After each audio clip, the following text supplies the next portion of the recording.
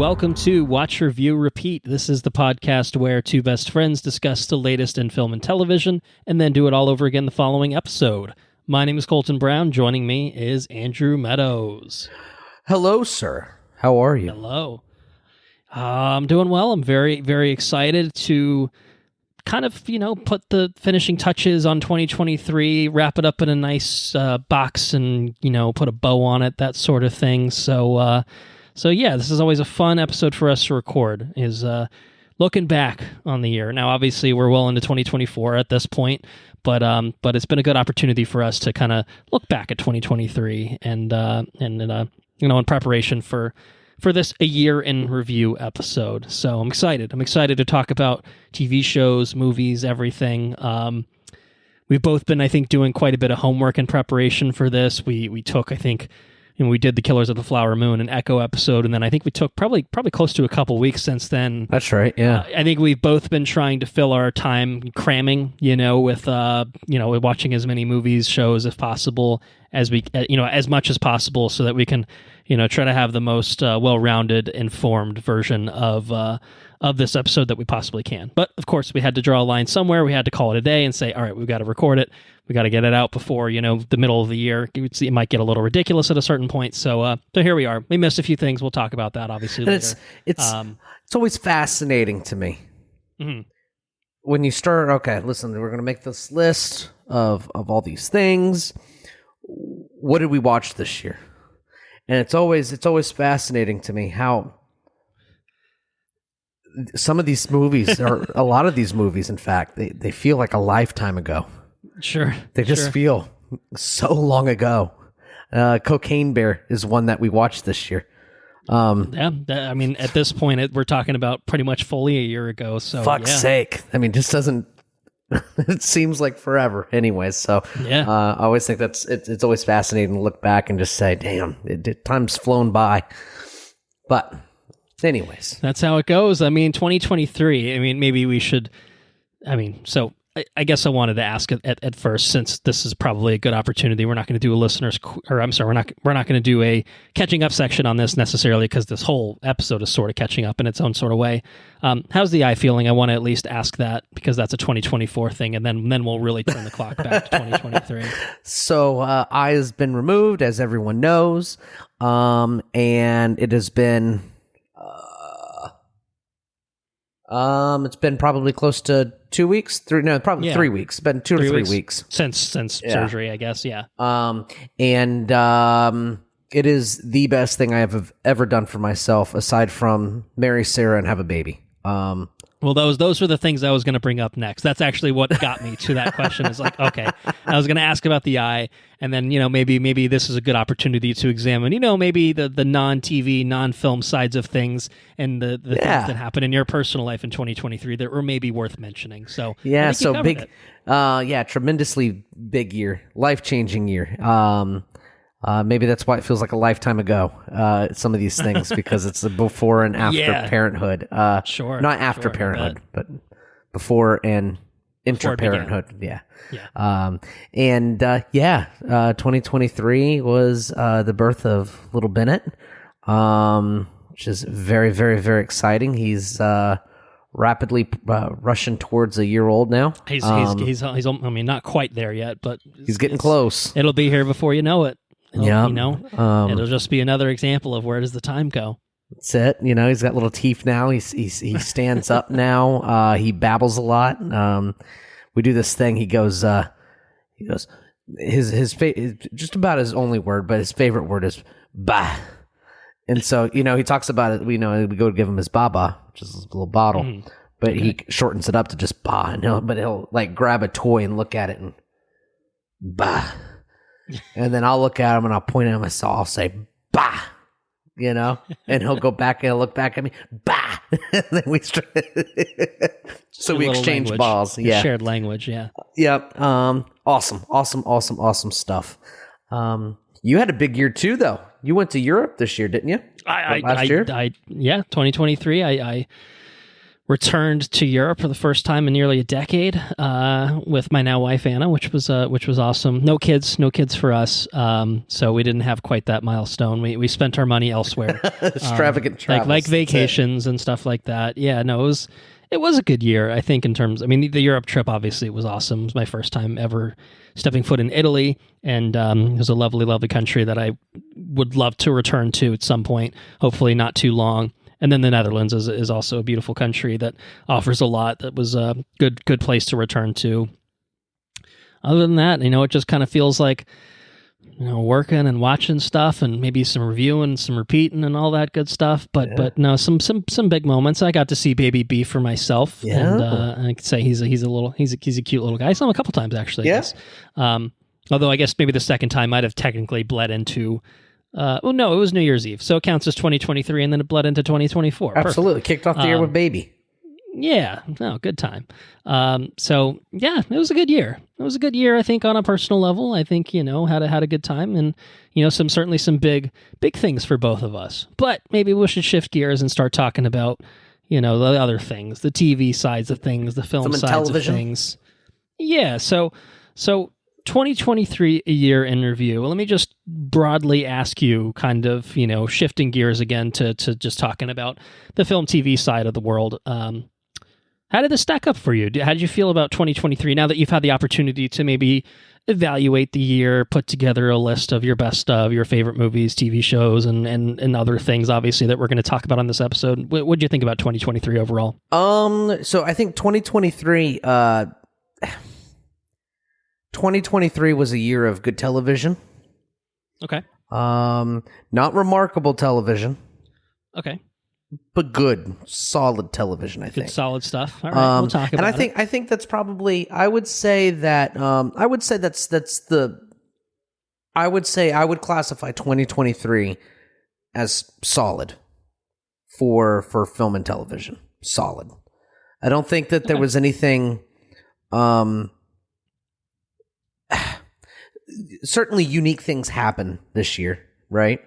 Culturally, they're not important, but culturally, cultural phenomenon happened this year in ways that you never see it. You know what I mean? And that was really exciting to be a part of that stuff. Barbenheimer is what I'm talking about. Barbenheimer, I think, is probably number one. Yeah. Taylor Swift, maybe even. Taylor Swift's another one, right? A lot of just a total zeitgeist kind of thing of. In places you don't really expect these types of things to happen, I guess. And it's especially exciting because it's in contrast to some real rough things that have happened in the industry, right? You come off of the heels of, you got all the strikes happening, and then before that you had COVID happen, and so it's the theaters and just film and television in general, or not necessarily television, but sometimes I guess even television, right? Because then you have all the streaming platforms too, and so anyways, it's been a unique couple of years for the industry, and I think that it's really exciting to see people excited to be participating in cultural things like the Taylor Swift thing, where everybody shows up and they have a concert at the theater, which is awesome. The Barbenheimer thing, you got loads of people. You got anyone and everyone stuffing the cinemas for two films that could not be more different from each other, but are still bringing in people from all walks of life. It's really cool. It is cool. But there was no, like I said, I don't think anything was earth-shatteringly, totally freaking awesome. Okay. Yeah.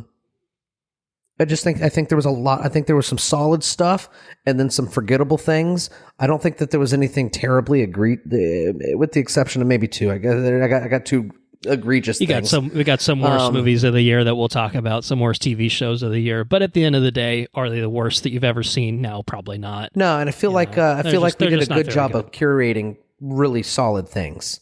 That's so true. I think one symptom I think of you having a baby is it kind of forced us to reevaluate our personal standards and everything, right? Do we go see a movie in a theater? Do we wait for something to come to streaming? Do we, do we just maybe just give it a pass entirely?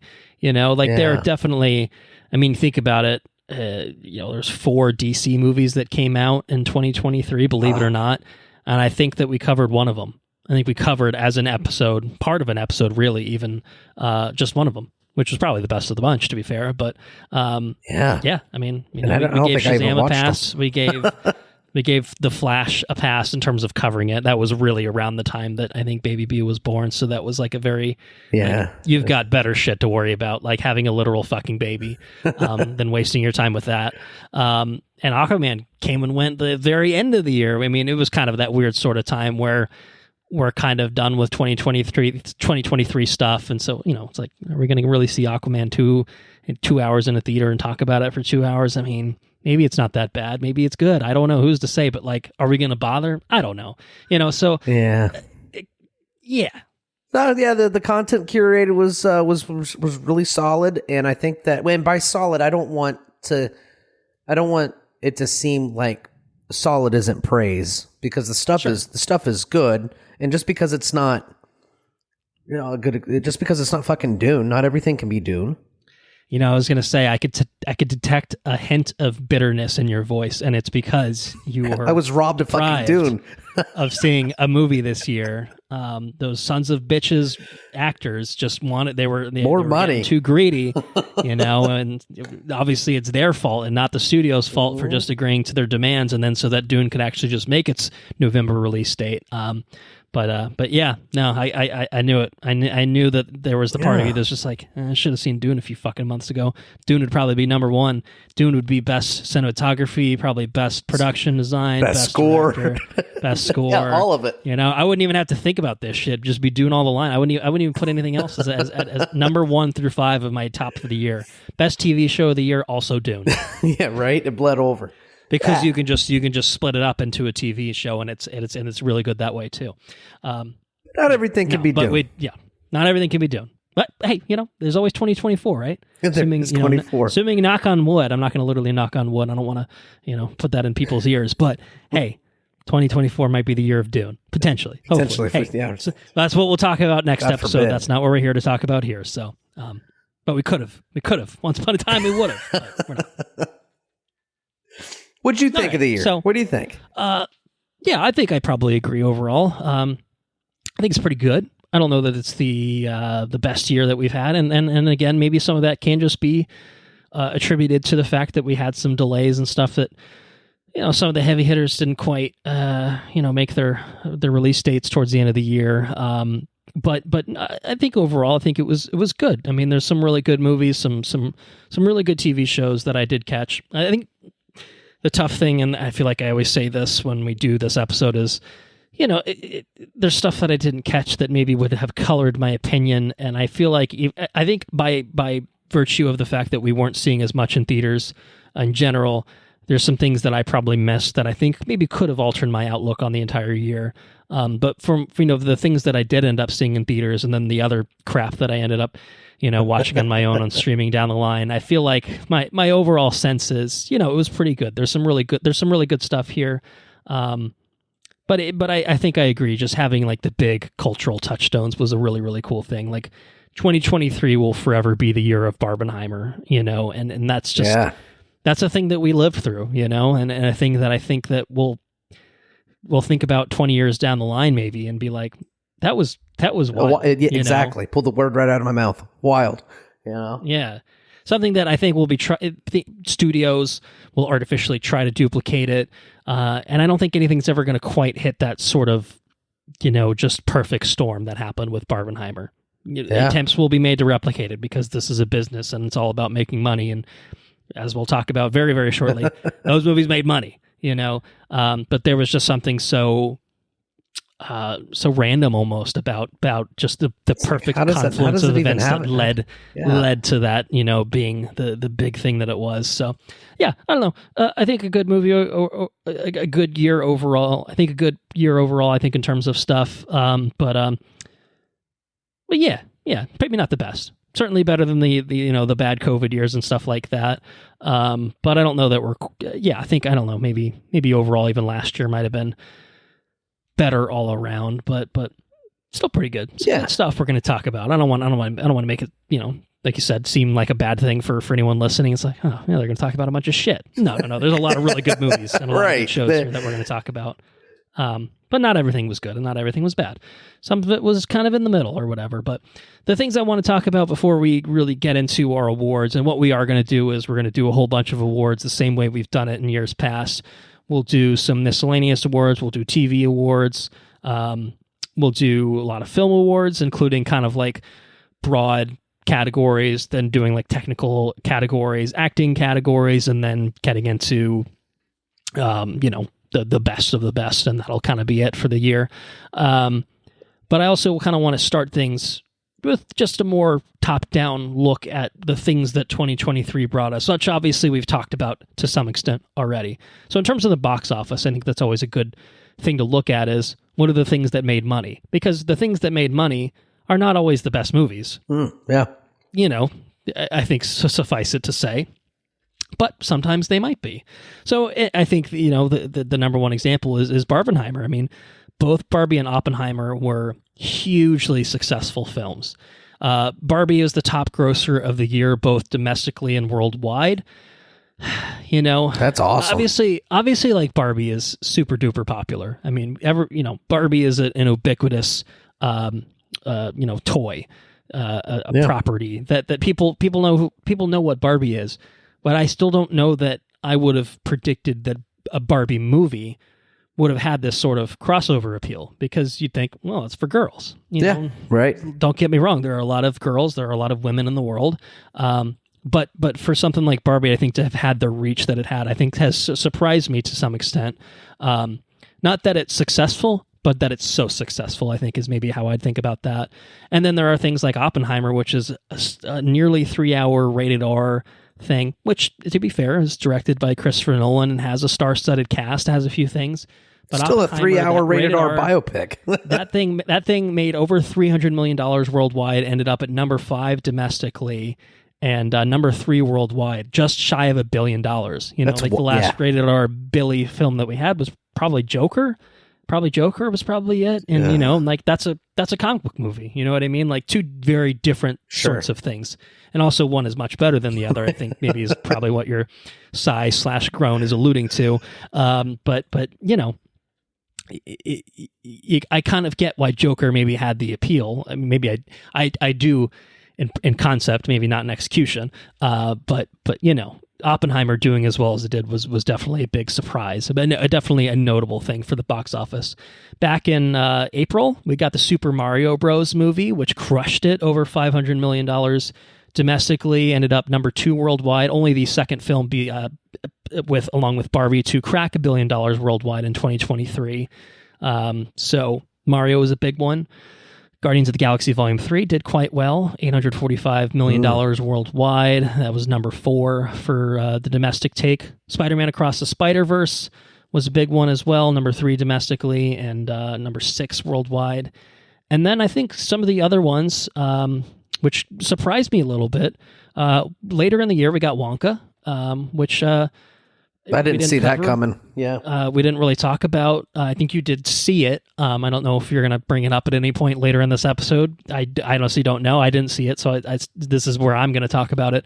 But it had really good legs. It didn't open with some amazing take. It came out like just a little before Christmas, but it legged it to over $200 million domestically, $600 million worldwide, which was good for number 7. For the entire year, which that's pretty good for. I'm walking, like, obviously Timothée Chalamet is hugely popular. Maybe that's not too surprising, but I didn't see it coming at the same time. And then obviously we can't say enough about the success of Taylor Swift, the Eras Tour, which we've talked about a little bit already, but just fucking blew the doors down in terms of the box office take, which is kind of unprecedented for like a concert film. You don't. It's not a thing that gets released in theaters very often, if ever. It has happened in the past, obviously, but not to this level of hype and acclaim and everything, to the point of this thing making $261 million worldwide, and a good chunk of that being domestic, $180 million domestically. Obviously Taylor's selling out fucking arenas everywhere. And for her actual concerts, right. But to have this sort of experience offered in a more accessible way, because those fucking things have expensive ass tickets. Oh, let me yeah. tell you. And this was like, it was excluded from AMC A-list or whatever, but it's like $20 to see a pretty much whole ass Taylor Swift concert, and honestly to have the best view of it that you could ever possibly have, because I guarantee seeing it in a film format is way better than looking at Taylor Swift and be like, oh, she's kind of the size of an ant. I thought she would be taller. Right. So yeah, those are kind of the notables that I think stand out for me in terms of the box office stuff. And again, some of those were expected successes. Spider-Man, Guardians, Mario, like I think we all probably could have predicted levels of success for that, but some of those were more surprising. Now, on the other side, the flip side, there were some disappointments at the box office, ranging from, the moderate disappointment, the mild disappointment, to the severe disappointment. And I think the ones that stand out on either of those fronts, Ant-Man and the Wasp, Quantumania, Mission Impossible, Dead Reckoning Part 1, and Fast X, I think we're all kind of in that mild level of box office disappointment. I think Ant-Man, because it opened huge and quickly fell off a cliff. Fucking cratered, yeah. Mission Impossible kind of had a similar story. It got Barbenheimered, I think is actually what happened with that. I think it came out either a week or two before, and then once Barbenheimer came out, it lost its premium format screens. Tom Cruise was pissed. Tom Cruise, he was livid. But yeah, it just kind of just lost its I guess screens to some extent, but just lost its appeal in favor of the other things. And then Fast X, I think, has just been diminishing returns for the Fast and Furious franchise for a little bit now, and this is just kind of a further reflection of that. And also, it was a half a movie, and it was a classic half of a movie that people didn't know was half of a movie until it ended. And it just didn't have the sort of success that I think they wanted to. And it was also one of those ones that was compounded by a stupidly large budget. It made $700+ million worldwide, which you'd think is fine, but then it was also made for $300 million, and it's like, oh shit, okay. So you do the Hollywood math and all that, and they're actually not really, if they're making any money, it's very, very little. So, right. So yeah, those are some mild disappointments. Now, severe disappointments. DC had a real bad year. Shazam, Fury of the Gods, The Flash, Blue Beetle, all bombed big time bombs, all three of those. So 3 out of 4 were big bombs. And in fact, Aquaman 2, which I just, talked about for a second, was actually the highest grossing DC film of the year. Was it really? We didn't watch it. Without our help, it made it. It did just fine, actually. Which I guess the first one was actually $1 billion grosser, which is kind of fucking That's baffling crazy in its own right. Right. And it didn't do great, I would say, for Aquaman, but it's made it to over $400 million worldwide, which for a movie that probably also cost, I would imagine, around the $200 million right thing. Not an amazing number, but like not a huge loss, big box office bomb sort of thing. Like maybe enough to be coming close to breaking even. And also, we know we're not getting any more Aquaman movies in this iteration, so let the DC universe die. Yeah. And be reborn, in 2025. Apparently died with a whimper, all their fucking, all of their... Yeah, no, it was, let's just dump all our shit and be done with it, was kind of how things ultimately played out. But Marvel, or I guess I'll say Disney suffered some big blows as well. Indiana Jones and the Dial of Destiny was a very, very expensive movie that did not do all that well, certainly not well enough to justify its ever-ballooning budget that ended up being, I think, also about $300+ million, which... is just fucking asinine, Yeah. It's just really hard to justify anything costing that much. And then the Marvels was a huge box office disappointment. Just didn't open very high, and it didn't have amazing legs, and just obviously the discourse around it is I think fairly toxic in terms of what it is about the internet, but at the same time, it's just not a movie that did all that well. It's a movie that lost Marvel money. So yep, it is what it is. So that's kind of the box office stuff. And in terms of just kind of, this is kind of just flagging things that we probably really won't talk much more about later.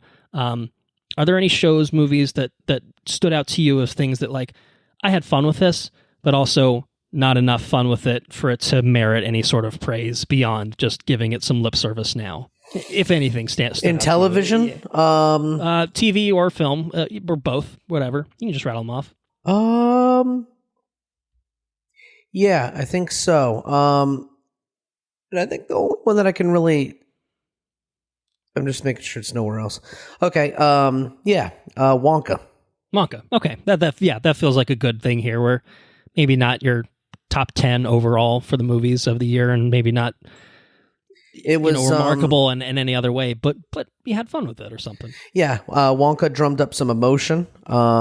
Did pretty good. The original songs were kind of like the CG was a little kind of shit.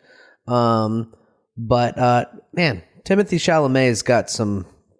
He just I don't know. He's got charisma. He's a charismatic guy. He's popular for a reason. It's a delight to watch on screen for sure. The supporting cast was also good in that movie. I thought it was it was also a unique take. I thought it was a cool direction. It was better than what I thought it would be from the trailers. But not surprising enough to take my most surprising film award. And it just got outshone pretty much, and is what it is. I think the other things in all the other technical categories are better at what they do. But nevertheless, charming, good, fun movie is what it is. It's what you would say is, hey, it's not going to win any awards. It was good. But it's worth a watch. Yeah, it's fun movie. Yeah. Well, maybe I should give it a go at some point. Now that I'm done doing all the homework for this, I'm like, oh, this one might win an Oscar. I got to watch that, or maybe maybe it could make my top 5 or whatever. I still have a few that I didn't get to, but that's the next segment. For me, I have nothing on the TV front because I didn't watch enough TV to have a full range of honorable mentions, and then things that didn't even make that cut. Like, I just had to space out all the TV shows that I watched between worst, honorable mentions, and the best of the year. So I don't really have anything TV wise, but movie wise, I think there's 3 movies for me that I liked, but don't really have anything else to say later in the episode. M3gan was a hell of a fun movie. Yeah. Really, really fun. It's not my favorite of the year. It's not anywhere close, but I have to acknowledge that I had a lot of fun with it. It was a really good way to kick off 2023. It was like a January movie. It was like our first, I think, proper project of the year. And it was fun, and I will be there for M3gan 2.0. For sure. For sure. So I look forward to that. So was Cocaine Bear. That was another one. Cocaine Bear is another one that I kind of floated maybe being in here. I didn't actually include it. I had fun with it. I think my hindsight is I had more fun with M3gan, but both of them were fun, kind of 1 hour and a half kind of short little deals that were just like exactly what you'd expect them to be. A movie called Cocaine Bear is a movie about a cocaine bear rampaging and just mauling people, and it's fun. It's good fun. What else could you want from a movie like that? Pretty creative. Good stuff there. Other ones, A Haunting in Venice, I thought was a well done. You watched some of it, as I recall, maybe not all of it. I don't think you went back and finished it or anything at this point, but and maybe that's the thing. It's a movie that was good enough, but even though you probably could finish that movie in 45 minutes and fill in the gaps of the movie that the parts that you didn't see, you never did you? No, I did not. And do you feel any compulsion to do so? No, I did not. But did you enjoy your time with it regardless? I did. I thought it was creative, and it was cool. Yeah. So, I had some things going for it, but at the end of the day, it's not anything amazing. It's probably not even the best of those 3 that Kenneth Branagh has done with the Poirot stuff.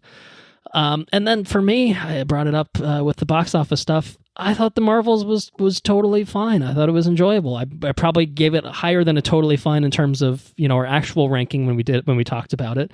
I enjoyed it. I thought it was a very fun movie. I don't think it was Marvel's best of the year. I don't think it was anything amazing. I don't think it was marvelous. But it was good fun. I had fun with it, and it's a movie that I don't need to. It didn't have the best visual effects. It didn't have anything like that, even to kind of go for it. But a charming cast of women, plus Samuel L. Jackson, and like a fucking nothing burger of a villain and stuff. But at the end of the day, fun, breezy sort of entertainment. So that's how I felt about that. Now, is there anything that you didn't see and you feel really bad because you're like, fuck me, I really wanted to see that before we recorded this episode? And probably for you, there were things that you probably wanted to see in theaters, but I don't think you've been to theaters certainly in a few weeks, probably even longer. But Yeah. with the eye recovery and stuff, I think you've been pretty limited to watching things at home. So is there anything I think the most recent thing that I can immediately think of is Past Lives. I wanted to watch that, and I just never got around to it. Okay. I also couldn't. I know Maestro's got a lot of like praise and stuff. It just didn't look interesting to me. I couldn't. Yeah, you don't have like it's like I didn't have you're the gonna watch drive. it for the sake of watching it at some point, but Right. I couldn't get interested enough to watch it. I'll watch it before the Oscars. I didn't need to watch it for before. I know that it's probably not a movie that's going to change my top 5. Right. Obviously, it could. I'm not saying it wouldn't. I'm not going to shut myself off from the possibility, but I didn't need to, sate my curiosity before I recorded this. Yeah. That's kind of about it, really. Immediately off the top of my brain. I think two that I had, are probably 2 that you forgot. The Boy and the Heron. Yes. Undoubtedly. Yes, for sure. Yeah. Feels like a big omission. And unfortunately, we got to own that. Really sucks because it's a Ghibli and it's Miyazaki's latest and maybe last. I don't know. And it just feels like there was multiple times where I had tickets booked for it and we just didn't end up going through with our plans. That's painful. And then it actually is playing in some local theaters, but we just couldn't work out. And the silver lining is, though, they do the AMC does the Ghibli like, you have another opportunity to watch that movie in theaters because they play his movies every year in theaters. So that's the silver lining there. We'll watch it at some point, probably even this year, probably in 2024, we will watch it, but just couldn't make it happen. And the other big one, Poor Things. It's been a theaters only thing. Although I think by the end of February, which who knows where that is relative to when you're listening now, that is going to VOD like in the next couple weeks kind of thing. Okay. So those are the two ones that I feel like, have both been getting a lot of awards praise and are probably really, really good. And I think probably both of personal interest to me in such a way that, unlike something like Maestro, could have shifted my, end of year list kind of around a little bit, but didn't see him. The TV side, though, is where I'm like, oh God, I miss so many TV shows and I know it. Like, I know that I miss so many TV shows. Like the big ones, I think, award-wise were Succession, The Bear, and Beef. Those are like the 3 ones that are like have been awards darlings, and I didn't watch any of those. I know you watched at least Beef. And maybe you'll talk about it. I don't know what to say. But the other big ones that I missed, the last season of Barry. I missed the last season of Barry. I missed the revival of Party Down. I never watched Star Wars Visions, Volume 2. Justified came back. I didn't watch it. City Primeval, Gen V, the Boys spinoff I didn't get to. And Scott Pilgrim Takes Off, another one. Oh, yeah. Really fucking cool. Didn't see it. And the show that kind of entered my radar recently, and I was trying to find time to binge it before recording this episode, and it didn't quite fit into the timeline, was a show called Scavenger's Reign, which is a Max original sci-fi animated show, which is apparently very, very good. So those are some of the ones that I'm like, maybe this year I'll get back around to, in addition to watching, probably the other many shows that come out in 2024 that I'm interested in, hopefully. But that is a list of things in a non-exclusive list, but like a lot of things that I probably would have really, really liked, but I just didn't have the time. Oh, and the final season of The Crown happened too, and we're like slowly working our way through several shows. Like Barry, I'm working my way through Party Down, The Crown. Like those are shows where I'm just like, I know they had final seasons that came out in 2023. I just didn't get there. So, anything on that front for you? I feel like you're better at watching TV shows than I am. So you might have been in better like shape of like, I kind of hit most of what I wanted to hit. I think I did. Like you said, the Scott Pilgrim one. The Scott Pilgrim one was definitely one that I didn't catch that I wanted to. I really wasn't terribly interested in the Boys spinoff. I just wanted the Boys. I still want the Boys. That's totally fair. And yeah. I think I mostly hit everything that I wanted to, for the most part. Like I said, there might be a few omissions in there, There's but not enough time for everything. But you did okay. You made effective use of your time. Yeah, sure, fair enough. All right. Well, I think it's finally time to get into things a little bit more in depth now. I'll say just this is the setting some parameters for how we decided what qualified for consideration in this episode. Movies that were either released widely or were available to stream before January 1st of 2024. That was our cutoff. Those were considered 2023 films. And years past, that's been more of an issue. I don't really think that was much of an issue this year, but keeping the same language that we've used to be consistent. I'm dropping a disclaimer that obviously some of these things, certainly as we get into our favorites of the year, we might talk about them with some layer of spoilers involved.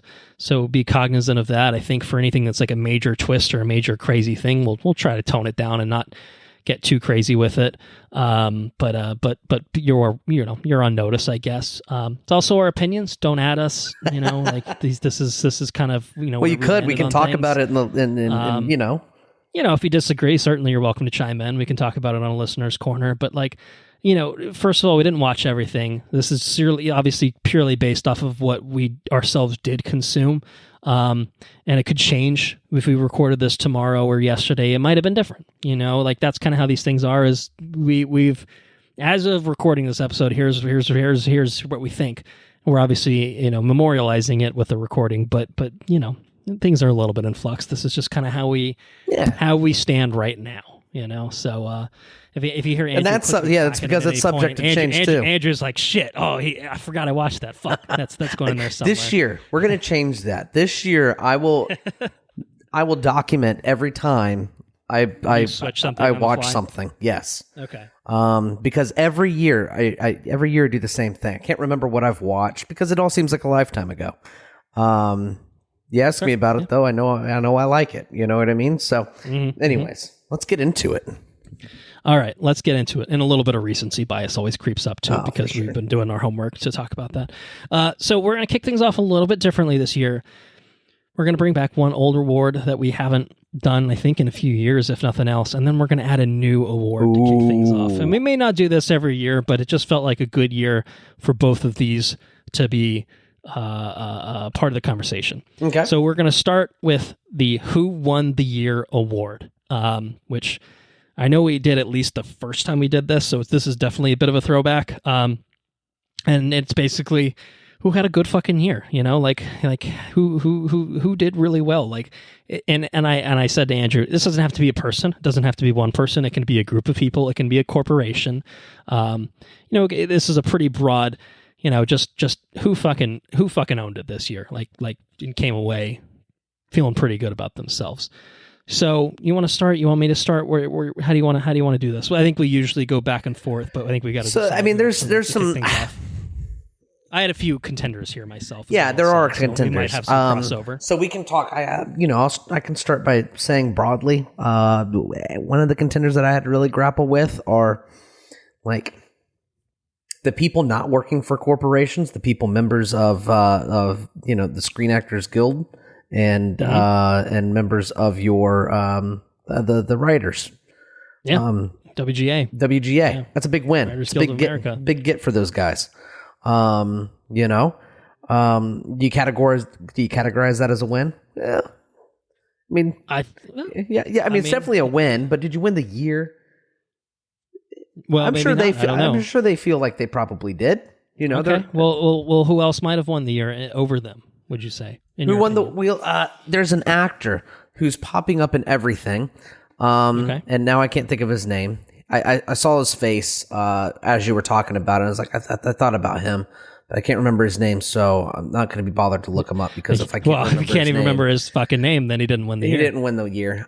So I think that the winner of this year has probably got to be T Swift. She was in my list of people certainly in consideration for this. So I mean, yeah, she's been dominating it. She's selling out theaters, or she sold out theaters. Just completely changing kind of the idea of I guess there's been concerts that have been in theaters before, but again, nothing like this. Nothing like this. She's selling out stadiums. In every country on the face of the earth. Everywhere, right, yeah. Every country on the face of the earth has sold out Taylor Swift shows. I mean, just this one tour, I think, put her. Or she's a billionaire now. But I mean, she absolutely fucking crushed it. She got herself a new man's. She got herself a new man. She crushed it so much that Joe Biden is making fun of people because she's so so popular that she's turned into the subject of a conspiracy theory. Exactly. As we talked about. I think the last episode. That's wild. And her music's really good. She's incredibly talented. Well, she announced another album already. I mean, this is obviously getting into 2024 stuff at this point, but she's like on tour. But she's just it's just been a nonstop bam, bam, bam of good things happening. The train doesn't stop. Yeah. So, So I think T Swift won the year, in my opinion. Who do you got? I think Taylor Swift was my runner-up. I think for me, I think it's probably fair to mention anyone involved in Barbenheimer, had a great fucking year. Yeah. But I'm going to talk about Barbenheimer plenty throughout the episode. So this is the opportunity to maybe shout out some other things. And I actually am going to say that the Hollywood writers and actors won the year. Okay. Because they exerted their control over Hollywood.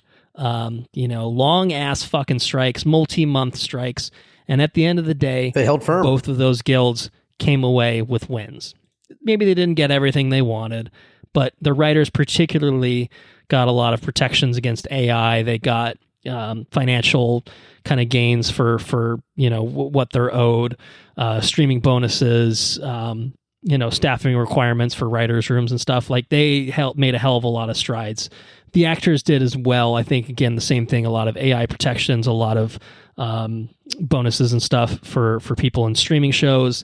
And so, both of these guilds were able to negotiate deals that reflect what our modern film and TV world looks like in a way that the writers and actors were working on contracts that didn't. They were things that were kind of antiquated, And so, I mean, if we're going to say one person won the year, yeah, it is probably Taylor Swift. But if we're saying a group of people won the year, it's undoubtedly those organizations. Both the writers and actors just fucking owning it on behalf of the writers and actors, and kind of just sticking it to Hollywood studios for a while. And we paid the price in some ways because the studios were, too. They moved fucking Dune. They moved Dune because again, the solution wasn't just meet the demands and just pay better wages and give better protections. The solution was, we'll force you to starve and then maybe you'll back down, when I'm a fucking, multi-billionaire ass fuck, so, so, it's a big year in general. I think for the fact that the writers and actors were able to stand pat, stand strong and go through this whole thing, which, again, maybe sucked for us in the moment and will still kind of suck for us because it has repercussions on things in 2024 too. But at the end of the day, if it's for the betterment of Hollywood in general, because these are the people that actually make the fucking things that we watch, yeah. So it Good sucks that we haven't seen Dune Part 2 yet. But you know what? We'll live. And we're going to see it in less than a month. So we'll be fine. The things that we see will more than likely be better as a result of supporting the people that are making it, right? Exactly. Exactly. Yep. Good things. That's the whole hope anyway. So, all right. So good picks all around. We were kind of on the same page. We just kind of came down a little bit differently. Covered Who all lost the year? There's only one person who lost the year. This is one of our new awards for this year, and I did invent it very, very specifically for one person. Did you invent it for go ahead and tell Jay Majors by chance? Yeah, of course I did. Who else could have fucking lost this year? What a fucking fall from grace and a spectacular speed run of how to fucking ruin your own goddamn life and career. I mean, brutal. I think you talk about oh man, that was 2023. This fucking dude was in at least 3 things in 2023, and which he was very good in, I will say. Creed 3, yeah. Creed 3, Ant-Man and the Wasp, Quantumania, and Loki Season 2. Dude was very good in all of these, and yet somehow had the worst fucking year of his life, and in fact lost the year by virtue of, I don't know, maybe committing some, assault and harassment of his ex-girlfriend, and getting convicted and stuff like that. So, brutal. And yeah, the conviction did actually come. I was like, wait, hold on. Did the conviction actually come in 2024? No, it was in December. So it took all year. But it was basically from February to March to, I guess, probably when I think the actual allegations came out was like March, April-ish, something like that. So it was really like, dude had 2 huge, massive fucking projects that he was part of, and then spent the rest of the year dealing with this fucking, shit, and to finally culminate in him being convicted, fired from Marvel Studios, just and kicked off of other projects. He had another movie that was supposed to be 2023 called Magazine Dreams that is in limbo now because Disney doesn't want to fucking touch it anymore.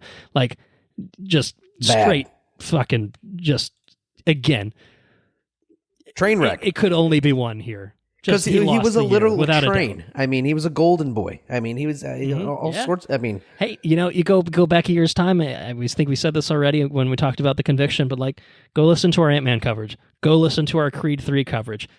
Aged like milk. Yeah, for sure.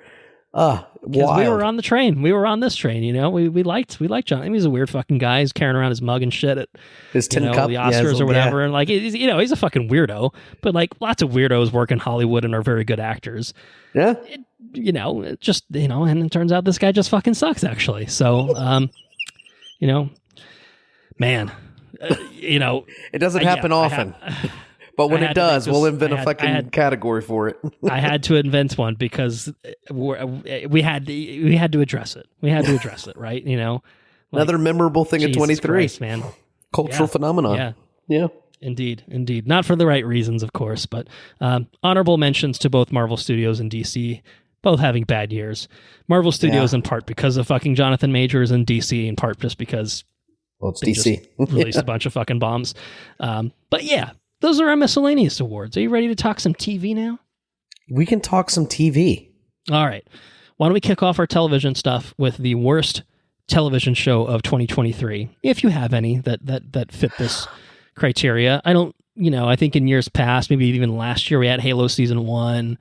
And back in the day, might have been Inhumans. Inhumans might have made the mark for the early days. Forgot about that one. We've had some shit shows, I think, certainly come up here and there. But was there anything that I don't. So I struggled with this one. Okay. It felt like I watched some pretty good TV, and there's just one outlier. I don't think it was pretty forgettable. I think. And it wasn't good at the time of watching it. It was kind of like a Halo situation. Like, I wanted to get better. There's tidbits Maybe here. It will get better. It will get better. It will get better. Oh no! It just fucking. Yeah. So it went the wrong way. Exactly. Halo situation. There has to be a way to spot these signs. Right. This is the second time I've committed to a show that turned out just it's just kind of shitty. Second time. Anyways, it's Secret Invasion is my my worst television show. I think I'll just jump in and say it's my pick as well. Consensus pick here, I think. It's not the worst show I've ever watched. It's not as bad as Halo. It's probably not even as bad as Halo. And honestly, what it was for me, and I know I'm, certainly beating a dead horse for anyone that's listened to us throughout the year. I think the number one thing, and this is going to be a recurring theme, take notes, folks listening at home or wherever you are. Sometimes it's about how you end. You know what I mean? Yeah. And I think Secret Invasion was a show that I think up until the end was fine. Had moments of being like pretty solid, pretty good. It was never outright bad, I think, really until the finale, where it just had that big, super awful Skrull versus Skrull CG monstrosity fight. And it was just pure fucking nonsense. It was, I have the power of every Marvel hero of all time. And it's like, what? Why did we have all these DNA? And like the contrived way that they got about where it's just like, the only way to beat you is for me to give you all the superpowers. But guess what? I'm also going to get all the superpowers and we're going to have a big superpower fight. And I'm like, fuck you. Fuck this. It was dumb. The roadie stuff was dumb. I know I said stuff about spoilers, but it's Secret Invasion. No one cares. No one watched it. If anyone watched it, they're like, yeah, fuck that show. Thank you for reminding me, asshole. It just had the worst fucking ending. And just nothing. Contributed nothing. And it's so funny because the Marvels was kind of the follow up to it in terms of the continuity, and like basically completely fucking ignored it. And no one batted an eye, right? You know, it was like, that's fine. Let's just because they forgot they watched it, or they didn't watch it at all. Yeah. And so, yeah, it's just, it ended so poorly that I think that has the retroactive, like, has retroactively made the rest of the show worse. The Game of Thrones style, right? Like, we think ill of Game of Thrones in a general sense sometimes now, even though vast majority of that show was really fucking good. Secret Invasion's the same way. Different. I mean, let's be honest. Secret Invasion at its best was not Game of Thrones at its best. It was always still some level of okay to fine to sometimes good. Never Game of Thrones tier, but it got really, really bad towards the end there. So that's one of the big things that stand out for me. And then the other thing for me is what a huge missed opportunity it was. Yeah, it's even Could more have been a really cool thing of Skrulls taking over, Skrulls impersonating big Marvel heroes, characters, and I think other, the comics, think like something like Avengers Earth's Mightiest Heroes. I think it was like a 2-season TV show. Did a really, really big thing where it's just like Captain America was a Skrull the whole time for like the past like half of a season or whatever. Like he's been a Skrull, and it's like that could have been like a crazy revelation sort of thing. Instead of just being like, oh yeah, maybe Rhodey was a Skrull, but we actually don't know when he became a Skrull. It might have been in the last 5 minutes, so it doesn't really matter. I'm not really sure. So yeah, it was just the fact that like it was an opportunity to do something really, really kind of game changing, and they just chose to do nothing. And then it ended with a fart show. So again, I'm not going to say it's the worst thing I've ever seen, but it was indeed the worst thing. As Bennett would say, on TV in 2023. Bah. Bah. Yeah, it might even be a rung below. Bah. But it's just different inflections, Just it's not any better than that. Mm-hmm. Yep. So yeah, what do you think? Any other thoughts on Secret Invasion you want to add to the pile? No, it's just a fart. The thing I think of is like if you went and saw a play, and this play is really good, and something dramatic happens on stage, and and then there's a pause, and then there's a fart. It just completely undoes all the dramatic effect, and that's how this ended. You know what I mean? It could have been good, but they didn't do anything with it, and then it was just an old fart. Yeah. Yeah, no one likes that. Slightly stinky. Uncomfortable, stinky. It's not pleasant. Slightly changes the air around you. It makes it humid. Anyways. Secret Invasion. All right. Well, moving on then to some honorable mentions for television side of things. So we'll do honorable mentions, and then we'll do our top 5 TV shows of 2023 ranked in order. So honorable mentions, things that didn't quite make the top 5. I think I said up to 5. You may not have had 5 that filled this. I don't know where you landed. I got a solid 5. Yeah. All right. Well, you can give them to me, and you may have ranked these. You may not have ranked these. It was not required for you to do so. But why don't you give me your 5, and we'll go from there. In no particular order. Okay. Noted. Well, what if? What if is a? I think. Shit, I forgot. That was a show that okay. I think it's a show I watched in 2024, but it is a 2023 show. All right, well, you're going to hear me clickety-clacking for a second because I'm going to throw that in as an honorable because I don't think it's going to displace anything, but it was good enough to warrant. Yeah, a lot of fun, wildly creative. So yes, entertaining show. I think it's one of the best shows on Disney Plus, or on the Marvel side of Disney Plus is what I meant to say. Yeah. Okay. Mm-hmm. And like I said, wildly creative, original, well animated, funny, lots of character, lots of heart. The people that make this show, you can tell that they're all in on it. You know what I mean? It seems like they have fun making it, which is cool. Definitely. Beef is a very, very, very, very good show. Okay. I think Beef is probably the closest. There's two. Beef is one of 2 shows that may be, that could bleed into the top 5 given a different mood or different day. Okay. It's It's hilarious. It's absolutely fucking hilarious in like the darkest ways. Which is it seems like a very unhinged show. Yes. I thoroughly enjoyed it. It's incredibly well acted, well written. It is a very, very good show.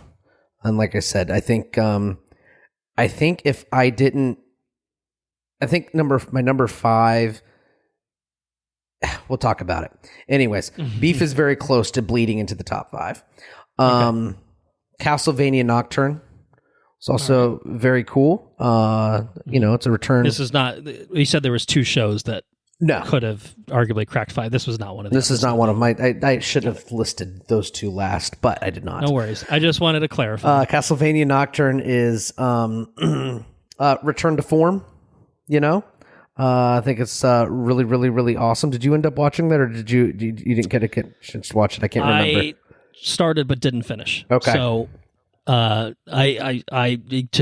guess somewhat jump ahead. I had a couple shows that I started, didn't finish, that I kind of loosely placed in honorable mentions, but not really, because I didn't, I got you. There, as Secret Invasion and Game of Thrones can attest to, if a show ends very poorly, it may sour the whole experience. So I have some did not finish honorable mentions that like I probably will enjoy and probably will go back around to. And Castlevania Nocturne is one of those, because I mean, it to me, from the little bit I watched, didn't quite have the same spark and magic as the original Castlevania show. No, but also I only watched a few episodes, and so maybe it just needed more time. To it gets cool. Settle in with it. It gets cool, but it's not. It doesn't hit the heights not that quite the first there. one hits, right? Okay. Another one that I really, really enjoyed was Kunk of the Earth. Oh yeah, this is one that I definitely missed, and it just seems like it would be a hilarious show. It's fucking hysterical. I can't recommend it enough. I think Anna would really enjoy it too. Yeah, and it's like short too, right? Isn't it like 5 or 6? 5 or 6 episodes, and I don't think they're terribly long. Right.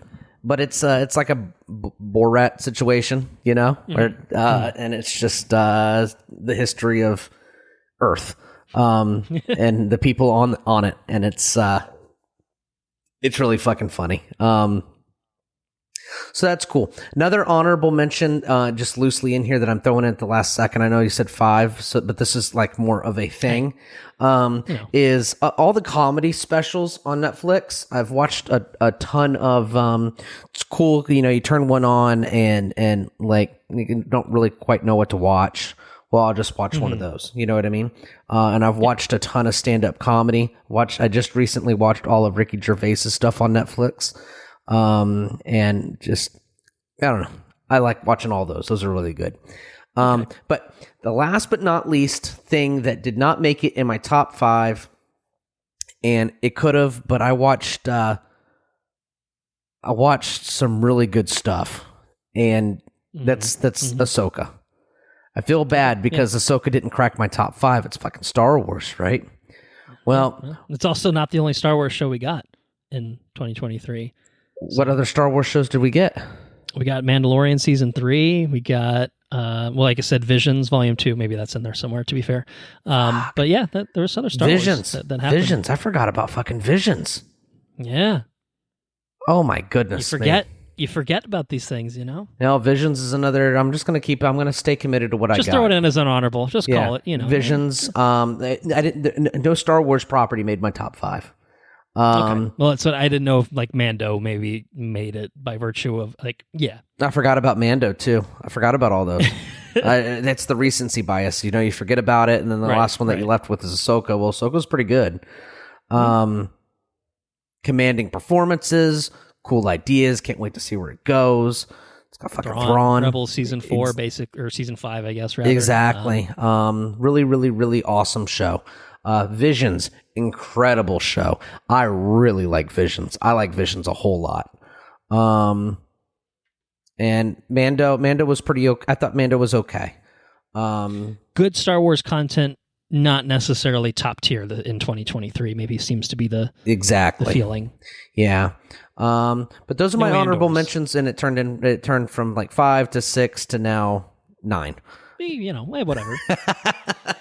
So I won't You don't linger have to too much follow the longer on rules. that. I'm usually the one that breaks the rules, so I don't care. I'm not gonna give you any flack about it. So, all right. So you're good on honorables now. You feel good. I'm thinking good. You're gonna fucking mention something. I'm like, oh fuck, I forgot about that. I think I already did. I think I might have covered everything. So my honorables, I really only have probably 3 real honorable mentions. Okay. And I have a few other kind of loose things that I'm going to throw into the honorable mentions category because I'm honorably mentioning them, even though they don't necessarily apply under the actual rules of what we've decided here. So I'm going to say 2 late to the party shows that I'm going to shout out that were from, I believe, both from 2022 that I didn't watch until 2023. And probably would have cracked my top 5 of 2022 had I watched them at the time. Okay. And those 2 shows are Andor and The Boys season 3. Andor is incredible. I'm really looking forward to the second season. That is the top tier level of Star Wars that would have cracked the top 5. I think maybe was your number 1 show of 2022. Top 5 minimal, but I think it was pretty high even within that. That's not only top tier like Star Wars. I mean that it was top tier, just general top tier shit. Yeah, right. That's fair. Yep. And then The Boys season 3 was really well done. Good stuff. Soldier Boy. It was good. It's more of The Boys. Like you said, you don't need Gen V or whatever, but like you want The Boys. You're never going to say no to The Boys. So, so it was really good. My did not finish honorable mentions are shows that I started and didn't finish, and not because I didn't like them. To be clear, I didn't give up on them. I just, for whatever reason, fell off the wagon and just never went back. Castlevania Nocturne, to note that again, and that's one I think I will go back to. I just haven't done it yet. Quick and easy. But the big one was Poker Face. That was a show that I started and actually really liked you praised that one in 2023. And the reason I think that I fell off the wagon is because it's a very formulaic show. It's like sort of a Columbo style episodic thing where there's a murder that happens. You get the first 15-20 minutes of it is the murder happening, and then Natasha Lyonne's character enters the whatever setting it is and kind of helps solve it. She's not like a real detective, she's just someone on the run, but she's got this ability to tell when people are lying, and so that kind of helps her crack the case and stuff, is just being able to read people really well. And it just, every episode kind of was different enough in terms of feel and setting, but you could kind of see the formula. And so it was one of those things that, like, watching it in quick succession wasn't like, it was getting samey. And so we stopped, and I think we maybe watched one, and then we just kind of fell off and probably picked up another show and just never went back. But it's a show that I think is really, really well done. It's a Rian Johnson created show. I think he directed several episodes in it. Natasha Lyonne is fantastic. A lot of good guest stars in it because it gets the opportunity of just bringing in like an actor for an episode or two because the setting keeps shifting around. So I really, really liked it. I would definitely recommend it, and I would like to go back to it. But at the same time, I'm kind of just like, I understand why Anna and I kind of petered out with it a little bit at the time, because it did get a little samey. So I don't know that it's a super, super bingeable show, but at the same time, I don't know if that's much different than like binging a Law and Order or something like any other sort of kind of procedural type of show. Sure. I think serialized shows they're just a little bit more an interesting thing to binge because there's just always some sort of forward momentum instead of a reset every episode, if that makes sense. So I would recommend Poker Face, but didn't finish it, so it's a loose honorable. So my real actual honorables, and this one's also sort of a borderline one, I guess, to back up, is Claim to Fame. Had its second season. I'm not a big reality show kind of guy. It's not a big reality show household or family or anything like that, but we got super sucked into Claim to Fame. We binged season 1, which I think was probably 2022, and then season 2 was 2023, so it qualifies here. It was fun. It's a really fun reality show. We liked season 1 better than season 2. We were more satisfied, I think, by the first one felt like more pop culture heavy, and then the second one felt more, I guess, just reality forward. So it was kind of less appealing to us. But it's fun. To remind everyone, the thrust of the show is it's 12 people who are all related to some sort of celebrity that go to a house. They play games. Winners can get immunity if they win a games, and there are clues that are given out about who everyone's celebrity relative is. And at the end of each episode, the bottom two have to go up there, and then one of those people has to guess. They have to pick someone out and say, I think you're related to so-and-so. And if they're right, the person that they guessed correctly goes home. If they get it wrong, the person that guessed goes home. So, it's like a stupid little reality sort of deal. But we spent like a weekend binging the first season, and then, we just flew through the second season to the point where I think we got caught up and had to wait week to week for it to finish. And we're going to be back in for season 3. So shout out to Claim to Fame, as our Rot Watch honorable mention. My next honorable mention, I'll just bundle the 3 next honorable mentions because they're all kind of in the same vein. Okay. What If is a late edition. What If season 2? I forgot that was actually technically a 2023 show until you mentioned it. Had a lot of fun with it. Obviously talked about it very recently, a couple episodes ago. More of the same kind of thing. And then like that Kahori episode was like, if everything was Kahori level, it'd be a different story. Sure, it'd be visions. 5. But overall, no, it wasn't quite there. But I put The Mandalorian season 3 and Ahsoka also in my honorable mentions. Okay. As well. No Star Wars. No Star Wars for me either. Those were both shows that I enjoyed. I think I liked Mando season 3 better than at least most of the internet seems to. I liked Ahsoka better than Mando season 3, I think even. But neither of them quite jumped to that, high levels of Star Wars stuff. And I wouldn't even say like Andor levels, not even like Mando seasons 1 and 2 level. You know what I mean? Sure. Neither of them quite hit that mark where I think every season of Mando prior to this one has probably been in my top 5 and for good reason. Like obviously the Star Wars sides of things, is a personal bias where I just fucking love Star Wars. Right. But I think within that, these weren't the best. These weren't the best iterations of Star Wars that we'd seen. Ahsoka, I think, started slow and I think picked up the pace and got really good. Mm-hmm. And I'm more excited for what's to come. I think Ahsoka season 2 could be like awesome shit. Hitting the ground running. Mando season 3 was like good. I mean, it was sort of like a Bo-Katan and Mandalorian show, which was fun and interesting and different a little bit. But it never quite.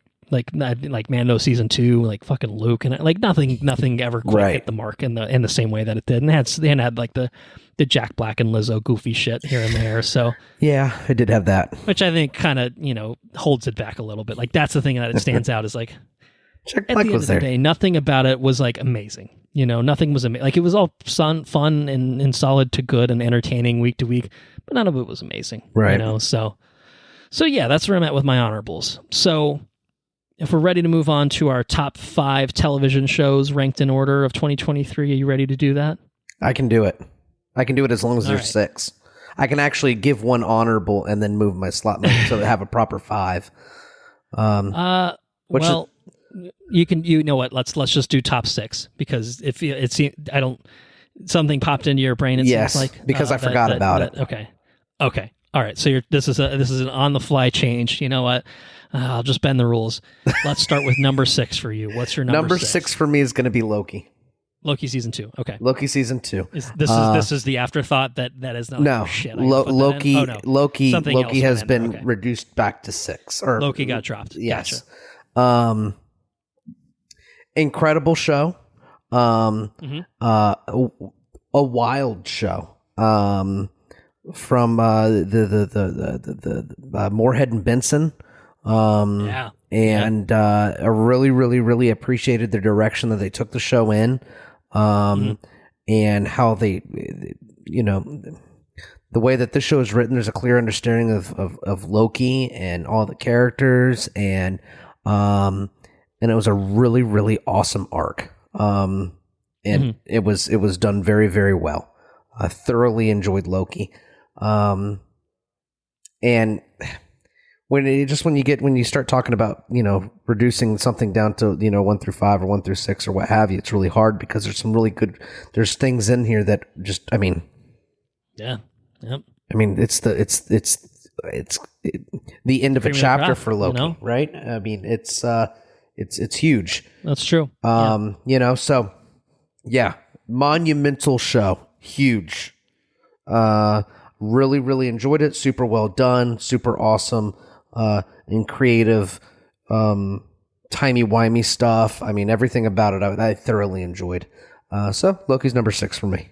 Okay. Well, I will say I don't have a number 6 exactly because I did learn how to count to 5 when I was a young child. I'm just kidding. But if I had to pick a 6, it would be Ahsoka, because actually, as we'll get to, Ahsoka was the last show bumped out of my personal top 5. So Ahsoka would have been my number 6. So I'll just reiterate that Ahsoka is probably really close. The one knocking on the door. It was knocking on the door. Was in my top 5 once upon a time, and then got bumped. So I'm going to kick it back to you now. What's your number 5 then? And then number 5 for me is going to be Abbott Elementary. Hey, you want to just go ahead and jump in and say that's also my number 5? Is that your number 5, Abbott Elementary? Number 5, season 2 of Abbott Elementary. That's right. Wow. Okay. That synergy. So we're gonna say is that a procedural show? Is that right? Yeah. I mean, it does have kind of the ongoing elements. Certainly, the Janine and it's got the arcs. Gregory storyline. Yeah. It's got arcs. Obviously the characters, have relationships that continue and develop, but each episode's kind of its own thing. So yeah, I think it definitely leans more on the procedural side of things. Yeah. I think for, I don't watch anything else quite like Abbott Elementary. I don't watch, so, and to be fair, this doesn't feel like everything else on TV either. You know what I mean? It's of a different ilk. Yeah. It's just super, super, super high quality television. Well, there's probably also a personal connection by virtue of being married to an elementary school teacher. That's absolutely, yep. And she. And for me, I live in Philadelphia, so I have that connection. That's true. We kind of got two different sides that tether us to it. And man, it's just it seems weirdly. It's just so incredibly accurate. And I don't know. It's just. It's funny. It's a funny fucking show. It's a funny show. Yeah. It's funny. The characters are fun and relatable and entertaining. And I think that, because season 2, so it started in 2022, but then it wrapped up, I think, April 2023. So we're lumping it in here. To me, and this is true, I think, of a lot of sitcoms, they really find their footing as they, keep getting more seasons. That's it. It's a sitcom. Part of it is we like these characters and we kind of have to get to know them. And I think by the end of season 1, which I think was a little shorter, we like these characters, but then we got like 20 episodes with these characters. And I feel like, I don't know, I feel like everyone just felt a little snappier, a little wittier. Everyone just felt more comfortable. Like it just felt like this is a show that really found its groove in season 2 in a huge, huge way. Characters feel real and lived in. They feel like lived characters. Yeah. And it is sitcom. It's heightened in a certain sort of way, but it does feel very real and relatable. And like I said, just at the end of the day, it's just funny, just consistently very funny show. I do think this is probably the best, probably ongoing sitcom, I think, at least that I certainly am aware of. And I do feel like that's not a crazy opinion that's outlandish. I think that's probably a fairly widely shared opinion. This is a great sitcom. But Abbott just, to me, feels like it's getting better and better. My only thing, and probably what held it back to number 5 for me, is I didn't love the finale of season 2. There's a lot of will they, won't they stuff going on with Janine and Gregory, and I kind of felt like the resolution of that was a little, we know that this show's going to get a few more seasons, so we're going to drag things out, and it kind of felt, of course, a little frustrating, I think, as a result. Well, so did they. They feel frustrated too. I guess that's true. That's fair. But it's a great show. Highly, highly recommend anyone catch up on Abbott Elementary. Definitely. So that's both of our number 5s, and we're covered there. I guess I will kick it back to you then, unless you have anything else. No. Number 4. Number 4 for me is going to be Jury Duty. All right. We don't have a consensus here, so I'm just going to let you take the floor now. Jury Duty. Jury Duty. The Jury Duty is the one I forgot about. Okay. All right. So you had to rightfully plug it back into the top 5. Yeah. Jury Duty is, man, it's just remarkable. It's so good. I can't think of enough good things to say about Jury Duty. Original, fucking hilarious. It is so funny. And the guy's like the nicest, I go to work and I have to deal with a lot of assholes. At work, sure, day in, day out, and you watch the show and you're like, you know what? There are nice people out there. There's nice people. Look at this guy. You know what I mean? He gets roped into jury duty. He's gonna spend the night with these nuts. He's gonna spend like a week with these nuts. It's crazy. I can't believe a show like this gets made, especially in the 21st century. I don't know how you can. I just don't know how it gets made. You know what I mean? So the fact that it was made is even makes it more amazing. Really, really, really, really awesome show. And yeah, number 4. I can't believe I forgot about it, but I remembered it. That's the Well, you might have been reminded about it at some point. We'll see. My number four is a show that I actually finished watching it today, and it was good enough to make it into my top 5 and displace Ahsoka to again remind everyone that was number 6. This is a show that Enrique actually recommended to us on a listener's corner quite recently. It's a Netflix animated show called Blue Eye Samurai. Whoa!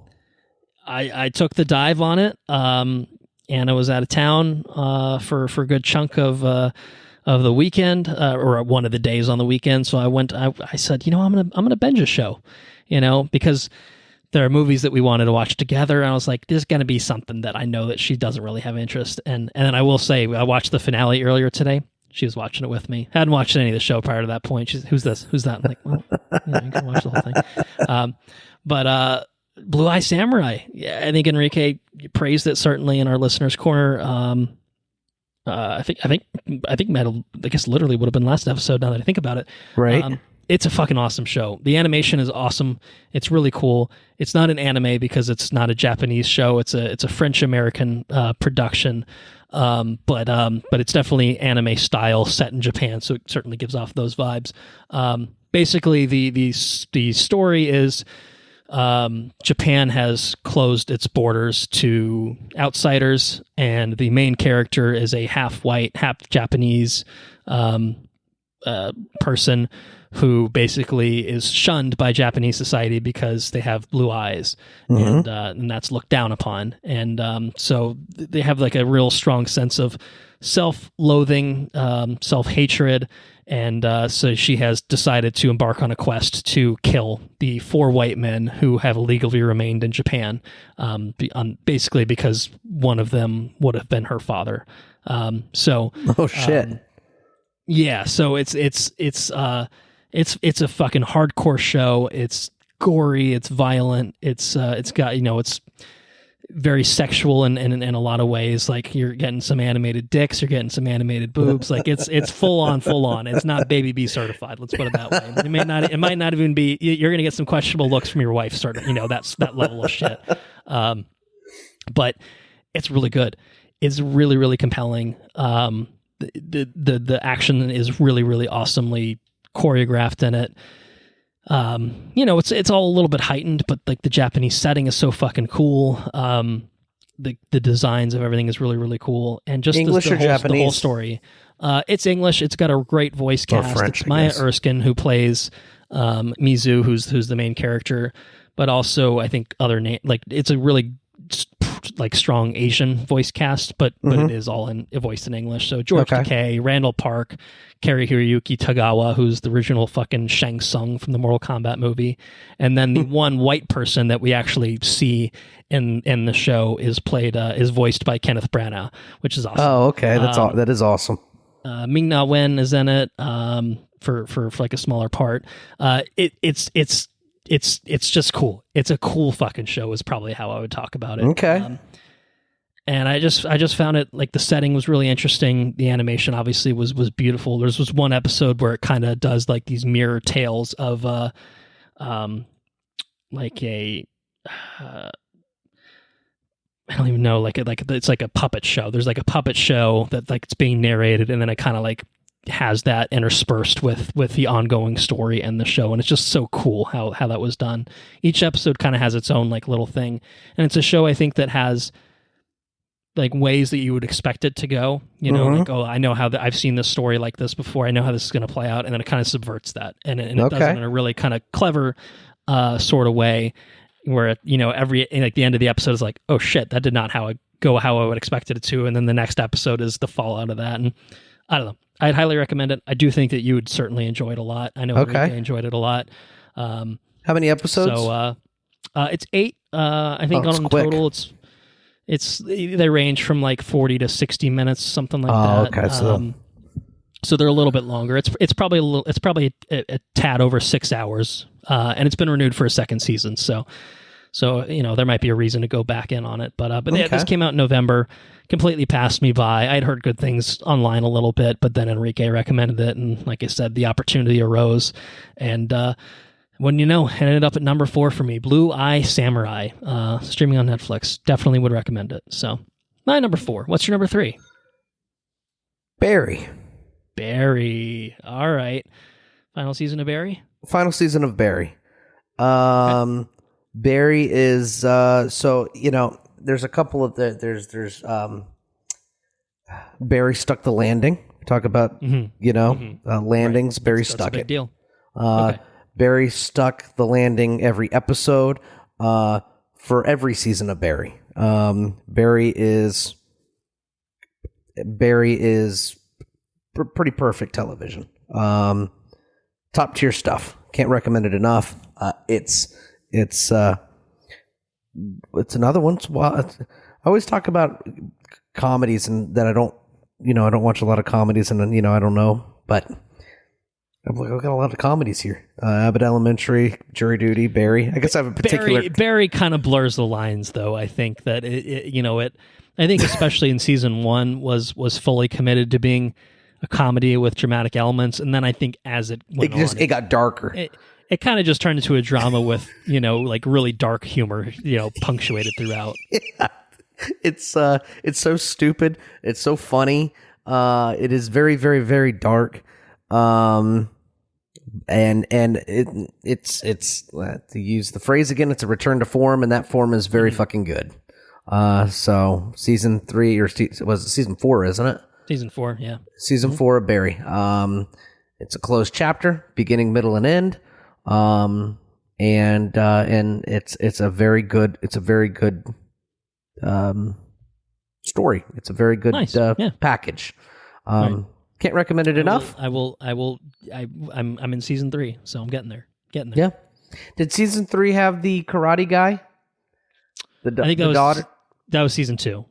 Was that season 2? Oh yeah, my god, it just sticks out. It's fucking funny. That was ridiculous. That was where the show went fully committed to just being the most fucking insane fucking version of itself. The demon child up on the fucking roof. Yeah, that was season 2. Good stuff. I enjoyed my time with Barry. So yeah, what's your 3? But number 3 is a show you've mentioned already. It is Loki season 2. Okay. Yeah, I mean, I think definitely Marvel's best output on the TV side of things. Just top tier stuff, I think, overall. Obviously, Tom Hiddleston's fantastic. I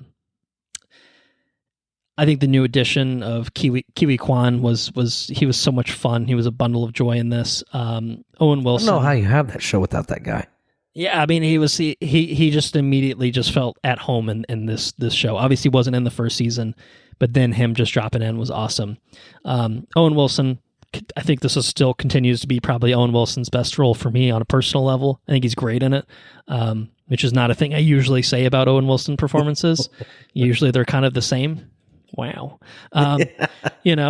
So, but yeah, you mentioned Moorhead and Benson, man. Those guys are like the perfect fit for Loki. Loki is fucking weird and timey-wimey bullshit, and Moorhead and Benson are all about doing trippy, crazy out there sorts of things, and getting those guys to do Loki in exactly the kind of way that you'd want and expect them to was so cool, because you had all this time loom stuff, and like everything was just, again, I think a lot of it flew over my head in terms of the actual nuances of like how did anything this fucking work. But it was so incredibly entertaining and awesome. And all the time slipping stuff. I don't know. Just everything about it was fun, over the top, kind of insane. And the ending, was just, I don't know, so satisfying to see this version of Loki, basically taking his place, I guess taking on a throne of his own, without getting too spoilery with it, was just so, like, I don't know, awesome to see.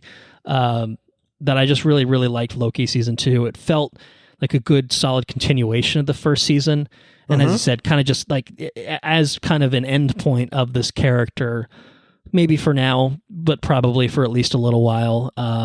It just felt really satisfying to me. It definitely stuck the landing of just, man, it was just cool. It was just cool and satisfying in all the right ways, and compelling and interesting. And each episode kind of had its own feel. Like you had the 1893 episode, which is like a totally different setting, and then you had a lot of these TVA focused episodes, and you had the episode where everyone's kind of doing their off their own, getting the non TVA versions of people assembled. I don't know. It just, to me, felt short, sweet, but every episode kind of packed its own sort of mattered. punch, yeah, every episode mattered, and a great score, and a really, really great score, which was true of season 1 as well.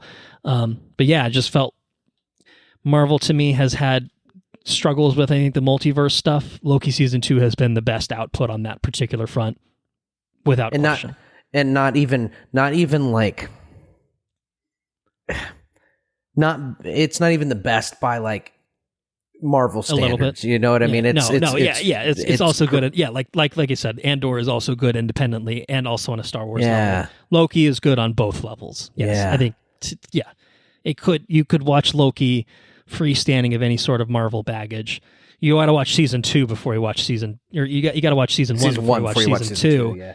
But you can watch season 1, season 2, and kind of enjoy it on its own. And this is the last time you're going to probably see Jonathan Majors in a Marvel role, and he was really good in it. I imagine it will definitely be the last time you see him in but a Marvel role. He did a good job. He was good. Yeah, you're not wrong. He was good. Marvel did the right thing of getting this show out in October. They're like, we're gonna get this out before the verdict comes down. Because I don't know that it's gonna make, like, we knew what was happening. We knew the trial was ongoing or like pending at the time that this show came out. So it did kind of color like, but he was good in it, and he's in it prominently, but he doesn't take away from it or anything like that. He's good in it, so. And you know what? He'll probably make millions of dollars, and that'll be that. But Marvel said, bye-bye. You lost the year. We don't have time for you anymore. Gone like the wind. Gone. All right, number 2. What's your number 2? Okay, so number 2 could have been years past. It could have been ones consistently. Okay. Number 2 for me is Ted Lasso. Okay. All right. Yes. Of course. I was trying to predict ahead of time. I was like, where's he? Number 2 could have consistently been ones. Yeah. So had you been keeping up with Ted Lasso, it would have been dominating your top 5s, is what you're saying. It would have definitely been, in there. But Ted Lasso is up there with Chernobyl for me. High praise. But not necessarily the last season. You know what I mean? Okay. So season 3 wasn't its best season. Season 3 wasn't its best. It's still good. Still really good. Yeah, but not the best but not the best. Right. Okay. Not my favorite. Right. And like I said, absolutely incredible show. It's got heart. Episodes will make you, well, I don't know about make you, but episodes make me cry anyways. Cry sometimes. Yeah. Sometimes. Yeah. Loads of heart. The characters are so real, and the world of Ted Lasso is just lived in. It's hilarious. It's interesting show because it'll take you from tears to laughing and then back. Mm-hmm. You know what I mean? It all in one episode. Laughing while you're crying while you're laughing, probably. Exactly. And in many ways, you feel kind of like you're Ted Lasso. You know what I mean? Because he goes on ups and downs. All the characters have ups and downs. It's just really, really a tour de force of a show. It is incredible. I can't sing the praises enough.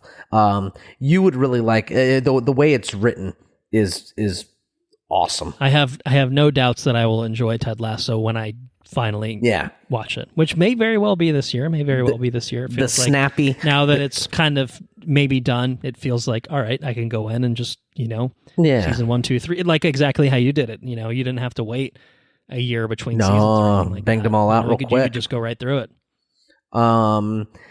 And you can do it too with the show. It's good. Like I did not want to stop. You know what I mean? It's lighthearted enough to where you could do it. Like I said, I didn't want to stop. It's witty, and just it's so good in all the right ways. Yeah. So Ted Lasso is incredible. Incredible show. Another show that stuck the landing. I got 2 here that stuck the landing. It's a recurring theme for a reason. My number 2 is a show you've already mentioned. It's a show called Jury Duty. Okay. For me, Jury Duty is the funniest, probably the funniest thing I've seen, funniest thing I watched in the entirety of 2023, including movies, which I think TV shows for me have a tendency to, generally speaking, be funnier. Yeah. Right. But Jury Duty, I had an absolute blast with. I do think that there's an element that's probably worth mentioning of being a lawyer myself, seeing a show like this, just absolutely making a mockery of the justice system was honestly beautiful because it was so heightened, because it was so ridiculous. Everything about it was so fucking ridiculous and intentionally so. And I just think the concept of it is obviously just the funniest thing of making a fake trial, and then you get one fucking random guy who is not in on the joke at all. And they just struck gold with Ronald Gladden. Because, I actually thought about, maybe Ronald Gladden won the year, because this dude went from fucking zero to hero. Pejoratively. He went from nobody to being just this guy that people are like, that guy's awesome. We love that guy. I think he signed a deal with Amazon or something like that after this. Like, he was on New Year's Eve Live with Anderson Cooper and Andy Cohen. Oh, man. He's gone from, zero to hero. And it's because dude was so good-natured and like fucking, I mean, they could not have found anyone that I think. Will you come sit on the bed with us? Soaking. The soaking sequence was one of that may be the singular funniest moment of anything in 2023. Oh man, where I absolutely lost it. I think the other things that stand out are like when I think it's the defense attorney puts up like the video, the video, and it's just this crude animation, and it's not working half the time. I just like the things just like, oh, judge, I can't get it to work. All right, well, I think that we're probably going to have to take a recess then, and we'll pick this up tomorrow. They've been there for like 5 minutes. Oh, it's so James funny. Marsden being an absolute joy to watch. James Marsden with I don't know. I don't want to say the performance of his life, but there's always something there. Funny about to again shout out the late great Carl Weathers, had an amazing turn in Arrested Development, as we talked about. This is James Marsden doing a similar thing, like playing a gigantic asshole version of himself. Hilarious, amazing stuff. Jury Duty to me, it was so out of nowhere. It was a fucking Freevee show that became big enough that they bumped it up to Prime Video, to get it the actual, I guess get more eyes on it basically. From zero to hero. How did it get so popular? Social media, I guess, right? Just blew up on social media. Yeah, just blew up, and and it blew up for the right reasons because it's just hilarious. I think it reminds me, in terms of it just being like this super heightened concept and totally out of nowhere sort of thing, of back in the day, American Vandal on Netflix. Just the most absurd thing, and somehow it's just the funniest thing. And it's great because this show probably could never be made again. You know what I mean? It's just such a perfect storm for something like this to happen, and the way that it does, with everything, getting over someone like Ronald, like all of the jokes actually kind of working. Like even the first episode has like the guys like, I can't actually be on the jury because I'm super racist, and everyone just being like, oh. Oh, that was so funny. Every episode brought this probably made me cry while laughing. Probably brought couple me to tears times because I was laughing so hard. It didn't, it was heartfelt and stuff too, but like it was fucking hilarious is what it is. So anyway, Jury Duty's my number 2. What an incredible experience it was, and I would go back and watch it. That's the kind of show it is I would go back and watch it and laugh at all the same stuff again. I don't think it would get old. I really don't think so. Yeah, but that brings us to number 1, and I think it sounds like, unless you've forgotten a big show, we're probably going to have a consensus pick here on number 1. We'll find out. We'll find out. I didn't forget The Last of Us, if that's what you're talking about. I sure did not as well. It would be my number 1. I assume it's your number 1 then. Yeah. I mean, this was pretty easy. It was filling out the rest of the list that was the difficult more, part. Absolutely, stimulating part of the challenge. Last of Us was an easy shoe-in for number 1. Mm-hmm. Yeah. This is Chernobyl quality. Yep. Perhaps not. A coincidence that Craig Mazin, who created, wrote, and produced Chernobyl, also made the show. Guy probably knows what he's doing. He seems to know what he's doing. Consistently very strong. Stuck the landing every episode. Mm-hmm. Clear trajectory. It knows the story that it wants to tell. It tells it very, very well. You know that you're in for something special from the beginning. Yes. It's that intro. The intro is still just so good, as it was in the game, many years back. Just haunting. Yeah. Yeah.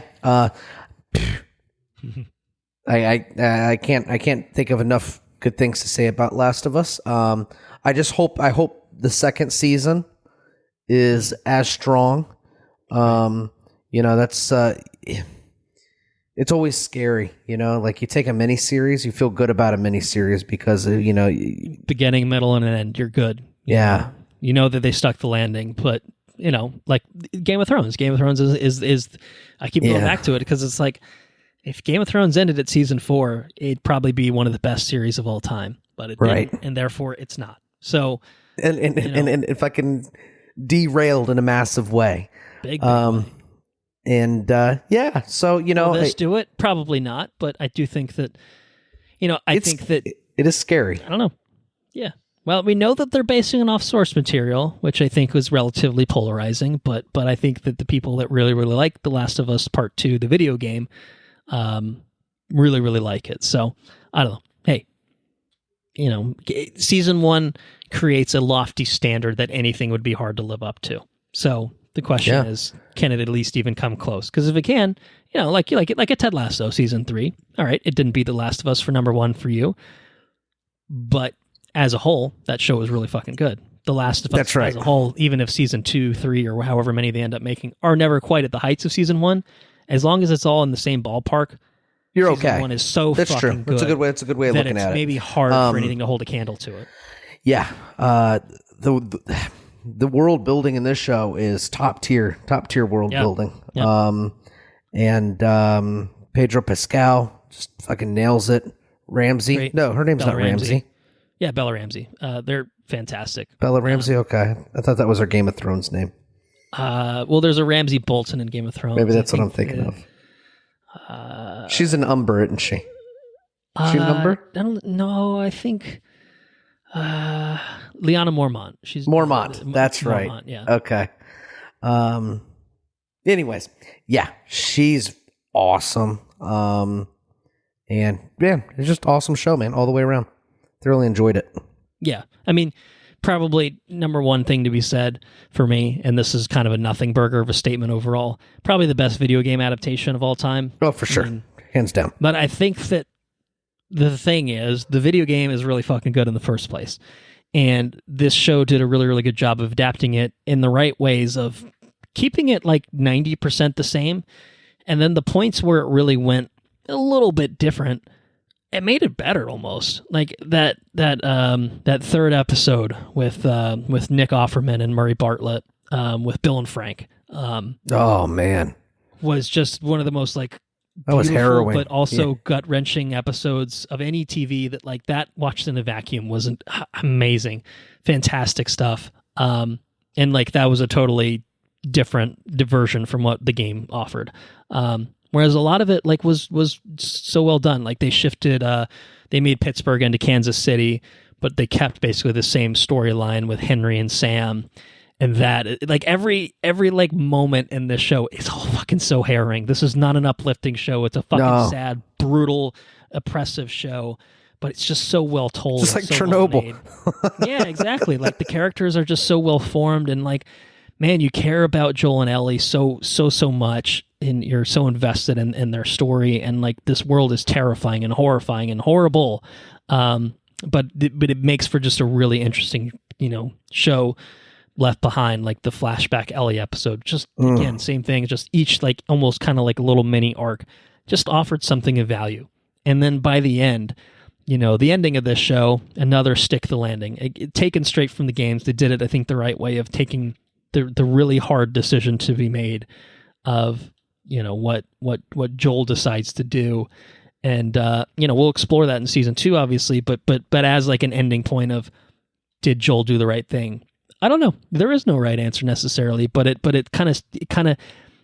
it in the right way of just, I don't know, a character making a decision, and maybe it's justified, maybe it's not, but it's a really interesting storytelling decision for that character that, I don't know, it's just super fucking fascinating. And just this whole show is just the production design, the score. I think it's the same composer that did the game. Like, just they managed to totally lift the atmosphere of playing the game, which is so different, holding a controller and having these fucking infected shits, the clickers and stuff. Yeah. And they managed to make it still just as riveting and tense in the show version, which is just a really hard thing to do. Mm-hmm. And they nailed it. So yeah, if you got a hard thing to crack and you want something to be really good, give it to the Chernobyl guy. That's probably the solution. Yeah, that's true. Yeah, Last of Us, tour de force, absolute tour de force for sure. Without a doubt, my favorite of 2023. Just fantastic show. Yeah, really good. Well, that does it for TV. Believe it or not, it does it for TV, which means it's time for our film awards, and we got to kick it off with worst film of 2023. I think we managed to avoid the worst of the worst. Maybe, I don't think we sat through anything too bad. And I'm speaking for myself. Maybe you'll disagree. I feel like I didn't watch anything too bad in the theater specifically. Like, I think I did a good job of avoiding crap in the theater. But I did watch some crap at home. But hey, neither here nor there. I don't know where we're at. You want me to kick this off? Yeah, kick it off, dude. All right. I had two that stood out to me as films that were both just really fucking bad. Okay. Like absolutely worthy of this award. The runner-up that did not land the award for me was The Exorcist Believer. I knew it was going to be crap before I watched it, and indeed it was fucking crap. So, it's a bad movie in its own right. It's a bad Exorcist sequel. It was just bad. And, I don't know why I did it. I know. See, sometimes I make questionable life choices. Sometimes I watch Blue Eye Samurai when Anna's out of town, and sometimes I watch The Exorcist Believer. And then sometimes I watch The Flash. Which ends up being my worst film of the year, The Flash. What the fuck, man? I mean, just... Again, literally. It's not an expectations versus reality thing. I expected it would be bad based on, certainly really just kind of everything about it. The Ezra Miller of it, the trailers never really made it look fantastic or anything. But it did kind of surpass my expectations of how fucking borderline unwatchable it was, and how fucking awful it looked. If we wanted to make a new award, we definitely could have done worst visual effects, and this would have won that with flying colors. But we'll just bundle that into the worst film award here. And it is debatable though. There's contending movies for worst visual effects. I promise you. Okay, all right. Well, we didn't actually officially include it here. I guess should we touch on that later on? We'll do best visual effects, and we'll circle back around to worst. Here's an example of what to do, and here's what not to do. Exactly, right? Or maybe you'll talk about it even sooner than that. I don't know. But I don't know. Maybe. I know you watched The Flash. It's got to be at least in your consideration here. So I might have other thoughts on The Flash to rant about, but why don't I stop for now because maybe you'll want to rant together. So I don't. What do you think? What do you think? Did you have some options for this? Yes. So I've got two. There was a runner up and then the worst. And the runner-up is The Little Mermaid for me. Okay, which I did not see. So this was Sarah and I's first date night after baby. Yeah. And the visual effects in this movie it was fucking nauseating. You want to just talk about worst visual effects right now? Is that what you wanted to do? It was real bad. The visual effects are easy. I don't want to say they're easily the worst because Flash had the baby sequence and that weird the weird fucking the third act with all the revived dead people with ghastly CG. Yeah, what the fuck? And even just like the actiony bits were like just rubbery bad CG. Oh, yeah. I know Michael Keaton is getting up there in years, but like every time they made Batman do something actiony, it was like I can tell that's not a man. That's just a badly animated CG character. Honestly, same to a certain extent with the Flash as well. The Flash was bad. Mermaid. You have other thoughts on? It's hard though because we fell asleep in The Little Mermaid. We got sick to our stomachs. I was going to say I don't think you actually made it through the entirety of it, did you? No, I woke up in the middle of it and said, "Oh fuck!" and I went back to bed. And then it was a nice rest, but it was a real bad movie. And then The Flash is interesting though because I kind of enjoyed like the Michael Keaton bit, where they do go. Yeah, I mean, I like the idea of it more than the execution. Yeah, because he's like kind of zany and goofy. He's got the long hair and shit. Like could be fine, but I don't know. But there's just so much badness in it. There was so much. There's just so much badness in it that certainly the ideas behind it are not bad. And I enjoyed the singing in The Little Mermaid. Okay, yeah. Well, I did enjoy that. These are not the worst movies of all time. They have some positive qualities, and then they have many not positive qualities as well. Right. That maybe kind of pervade the entire experience. The Flash though. Way too fucking long. I think it was way. I don't know how long that movie was. It was almost 2.5 hours long. It's fucking long. It's way too fucking long. It's super long. And for what? Like, what are we doing here? And that's what the question you ask yourself. What the fuck am I doing here? Why am I still watching this shit? Still. I think I split it up into like 2 or 3 viewings, and that wasn't enough to make it any better. Oh. I mean, I do think it would have been worse watching it in one sitting in the theater. Like, I would have been mad. This way, I was like, I did it to myself. Right. You had already watched it. You warned me. I did not heed your warning. I have no one to blame but myself, but I can still bitch about it, and I will. It was bad. But it was really bad. It looks so awful. The story, I thought, because it's got the Barry and then the other Barry, and they're both fucking annoying as all hell. And then the villain, real villain, is also a dark Barry, and it's like, oh god. He's just unbearable to watch, isn't he? He was just unbearable. His performance was unbearable. It's fucking annoying for 2.5 hours, right? Yeah, pretty much. Yeah. It's 2.5 hours of 2 Ezra Millers running around. Fuck off. Yeah, exactly. Right, exactly. A Michael Keaton is not enough to undo that. No. Michael Keaton's great. No disrespect to Michael Keaton. And hell, George Clooney, he shows up for a little bit. Yeah, here, he does. He shows up for all of 3 seconds to get his $1 million paycheck or whatever. But All of it was just bad. And then like that whole third act thing where he's running through and it's the PS3 era CG designs of Nicolas Cage and George Reeves and Christopher Reeve and Helen Slater and whoever else they fucking chucked in there. Insulting, like ghastly, and it just looks so fucking bad. Yeah. And the director's like, oh, it's intentional. It's like, well, then don't do it that way. I don't know. That's a poor decision. Don't intentionally make things bad. That doesn't make it good somehow. It just means it's still bad. You just intended it to be bad.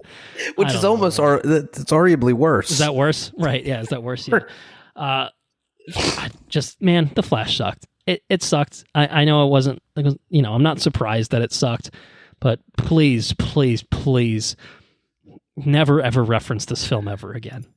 Just DC, just do better. You have good clean characters. Slate DC. James Gunn's in there. Do not, I'm worried because, James Gunn already brought back the director of this to do the next Batman movie for not the Batman, but the Brave and the Bold. And it's like, maybe this wasn't Andy Muschietti's fault. I don't know, but he did direct it at the end of the day, and he didn't even Alan Smithy it and take his name off the film. So like clearly, is he the one that made the decision to make it look bad? I don't know. Maybe he's just making shit up. Maybe he's covering for his visual effects artists who were overworked and not given enough time. I don't know. Anyway, Flash was real bad.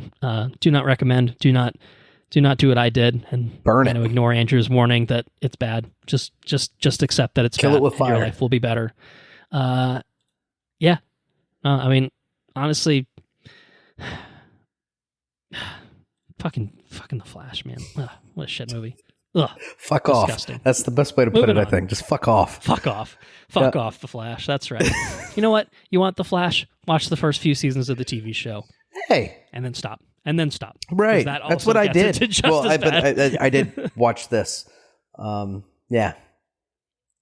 Disappointing film. Grant Gustin is my Flash. So anyway, most disappointing film. Yes. I'm going to kick it to you. I think it's your turn. Fast X. Any Fast X? Okay. Was this a shoe-in? You didn't have any others in consideration? I it's been blank for that category. There has been blank for since you sent me the thing, our list. And it's been sitting blank. It's still blank. And the more that we've talked about the year and everything else, Fast X is disappointing for me. Okay. I did not. It's not bad like The Flash. It's still very much a fast movie. You know what I mean? You know what you're getting. And it's intentional, and it's well done in its intent. You know what I mean? Like I didn't identify with Jason Momoa's character. He was playing the Joker, man. I guess. Yeah, he's just fucking weird. He's crazy. He was talking to those dead people, and they're like taped up in a chair or something. Yeah, hanging out by the pool with them for some reason. Up as a gay genie for most of the movie too. Yeah, and nobody thought to tell him no. I think that was the what I said when we. Yeah, he did seem to be he's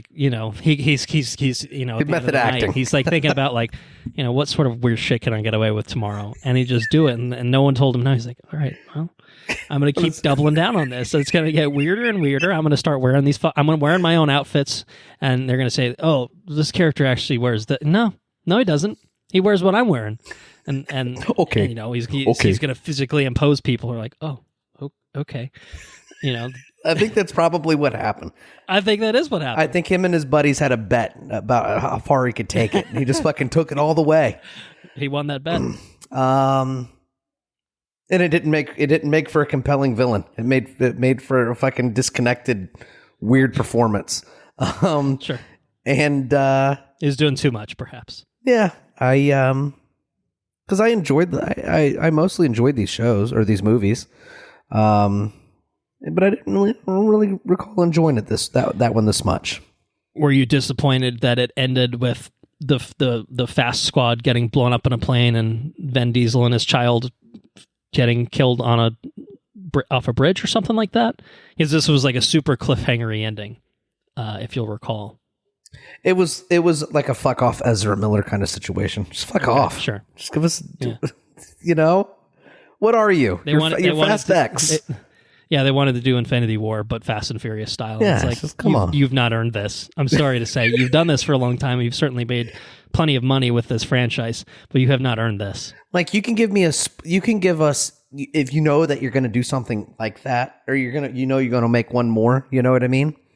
Just, like, have the villain walk off in the sunset or some shit. You know what I mean? Like, I don't. Well, if you're Infinity Warring it, Thanos, I think at the end of the day, he just like sits, on his little fucking thing, and he just like breathes a sigh of relief, like, that'd be okay. The thing I set out to do. Yeah, I don't know. Yeah. This horse shit. So I was a little disappointed in that. Yeah, whole thing kind of just whole movie just kind of rubbed me the wrong way. Yeah, no, fair enough. Fair enough. I did not pick Fast X here. It actually probably wasn't really even a contender for me. And, both this category and the next one, which is most surprising, it's the expectations versus reality of it all, for me, at Fast X, my expectations were this is going to be fucking stupid as all hell. As long as I have a good time, I'll be fine with it. And it was fucking long. How long was that movie? It might have been kind of long. I actually don't know how long it was, but I think it probably was over 2 hours. Like, it was unnecessarily long. I think that was probably a fair complaint to make. 2 hours, 21 minutes. Too long. Too fucking long for half a movie. Yeah. No, that's a totally valid complaint. I don't disagree with anything you said, about Fast X. To me, it just kind of, it was the appropriate level of fucking dumb as shit that I expected walking in. So it wasn't any really far off from what I expected going in. Right. I had fun with it. I can tell you right now, it's not in my top 5 or top 10. That's not anywhere fucking close. But I had fun with it.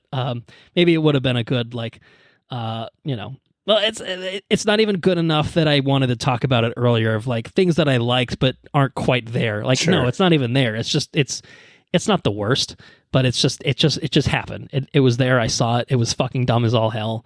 I was entertained by it. Do I need to watch it again? Probably not. Yeah, that's kind of where it was for me. So, all right. The two things that I considered for disappointing, actually, perhaps coincidentally, are kind of also disappointing on the box office standpoint. So we talked about them a little bit earlier as well. My runner-up was Indiana Jones and the Dial of Destiny. Yeah, that's a good one. It did, that's a good pick. It broke the the odd number streak, I think, a little bit. Yeah. The odd number films being fucking bangers. And I do think it's solid. It's okay. I think it's probably better than both Temple of Doom and Crystal Skull. But it wasn't a rousing success in the way that I wanted it to be. And to me, this is Indiana Jones was definitely one to me that it was like, you cut 20 minutes out of that. I actually think it's probably pretty good. There's 3 extra chase sequences that didn't need to be in. Yeah, it needed some fine tuning, and I think it actually could have been a really, really good addition to the Indy franchise. I don't think it still would have held a candle to either Raiders or Last Crusade, but it would have been, worthy in its own right. It would have been a TikTok for sure. Yeah, and it was. It still kind of is. Like, I enjoyed it, but I also it didn't quite hit the mark of what I wanted it to be. So it was disappointing from that standpoint. I understand it. The 20 minutes of the DH stuff I didn't love that. And I liked the ending. I thought the ending was totally wacky and weird and kind of crazy, but I just kind of felt like it was a very meandering sort of thing. Much as my comments about it are sort of meandering. That was the movie experience in a nutshell. And of course, it's probably also my most disappointing film experience, my most disappointing theater experience, because, lest we forget, this is the Corn on the Cob saga. It's actually the most interesting fucking theater experience. Well, it's interesting to hear about for Anna and I to complain about. It was not fun to be part of, I can tell you that. Dealing with psychopaths eating corn on the cobs and whatever fucking horrible shit. What else is in his Tupperware? Yeah. Peas, maybe? I can't remember. Where the fuck that guy come from? I don't know, but I hope I never see him again. Him and his buddy dressed up as Mario and Luigi, pretty much head to toe. Just full ass red outfit and a full ass green outfit, head to toe. They were just missing the M and the L. That was it. Jesus Christ. But my winner for most disappointing film, I don't think this is a bad film. I don't think it's bad. I just think it's a little disappointing. Ant-Man and the Wasp: Quantumania did not live up to what I wanted it to be. Yeah. And that sucks because I think that it had an opportunity for bringing Ant-Man into a bigger scale type of thing, bringing in Kang the Conqueror at the time, with Jonathan Majors, who we liked at the time. And I enjoyed the movie, but it gets worse the more I think about it. If that makes sense. Like, it just kind of sure. It was no Ant-Man 1, that's for damn sure. No, it wasn't. And then, it was barely even Ant-Man 2, if that, you know what I mean? It felt like it had such potential, and obviously Paul Rudd's a national treasure. And I don't know, it had a lot of cool elements, like going into the quantum realm, and it just kind of felt like this volume-y, digital fucking fake thing with all these kind of goofy Star Wars-y alien characters that none of them really worked, and Bill Murray's there for some fucking reason, and like, I don't know, Kang gets beat by, an army of ants, and it's like, all right, well, fine, whatever. That's cool. But and like Evangeline Lilly, who kind of sucks too, like is barely in it and has a bad haircut, and like none of it's quite there. None of it's quite there. Like, it's only anchored probably by the fact that Paul Rudd is as charming as he is. Without Paul Rudd, it's probably actually a bad movie. And Jonathan Majors' awesome performance. And Jonathan Majors was good in it, yes. But, that has been soured because of the real life events. But in a vacuum at the time, his performance was good and appropriately like menacing and, a good, like, what it felt like, oh man, Kang's going to be a cool fucking character. And then now we're at the point where like, maybe we won't see that character. That's again. disappointing in and of itself, right? Yeah. So I maybe it's unfair to put that on the film itself, the fact that Jonathan Majors tanked the fucking character of Kang, with his fucking career. But like, it is a little bit of baggage that film has to carry now. You know what I mean? Yeah. Maybe that's it for Kang. And like, I guess in hindsight, maybe it's a good thing that he kind of died at the end of that movie. Got killed by ants. Got killed by ants, man. But Ants, man, and Ant-Man. Ants. But no, I don't know. Ant-Man and the Wasp. It felt like it was it felt like it was going to be a really, really big thing for Marvel, and it just kind of wasn't.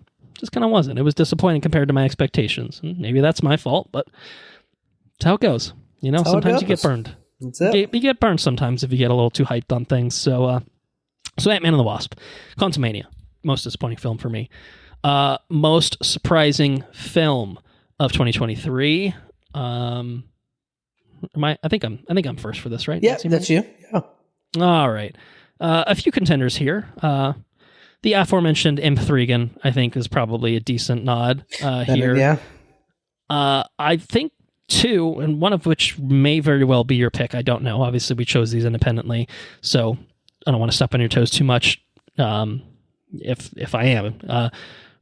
We did a double feature of Blue Beetle and Gran Turismo. Yeah. And both of those films, I think, could have won this award for me, if that makes sense. Yeah, you know what I mean? Yeah, for sure. Blue Beetle was without a doubt the best DC film of the year, although I didn't see Aquaman, but I'm sure Blue Beetle's better. I'm confident in saying that.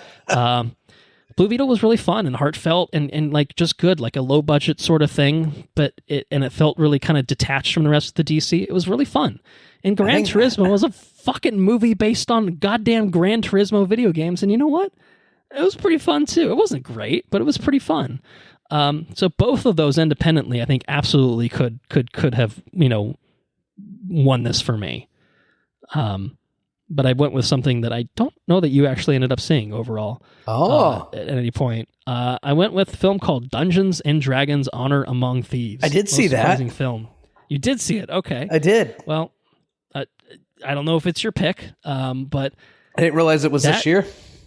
That is a film that the trailers were really, really fucking bad for, and the film itself was incredibly fun. I had a blast with it. I thought it was very funny. Hugh Grant in particular, I thought was very funny in it. Chris Pine was also very funny in it. It was just a really, really fun thing that like was obviously silly, but knew how to be silly and like embrace the right levels of silliness in it.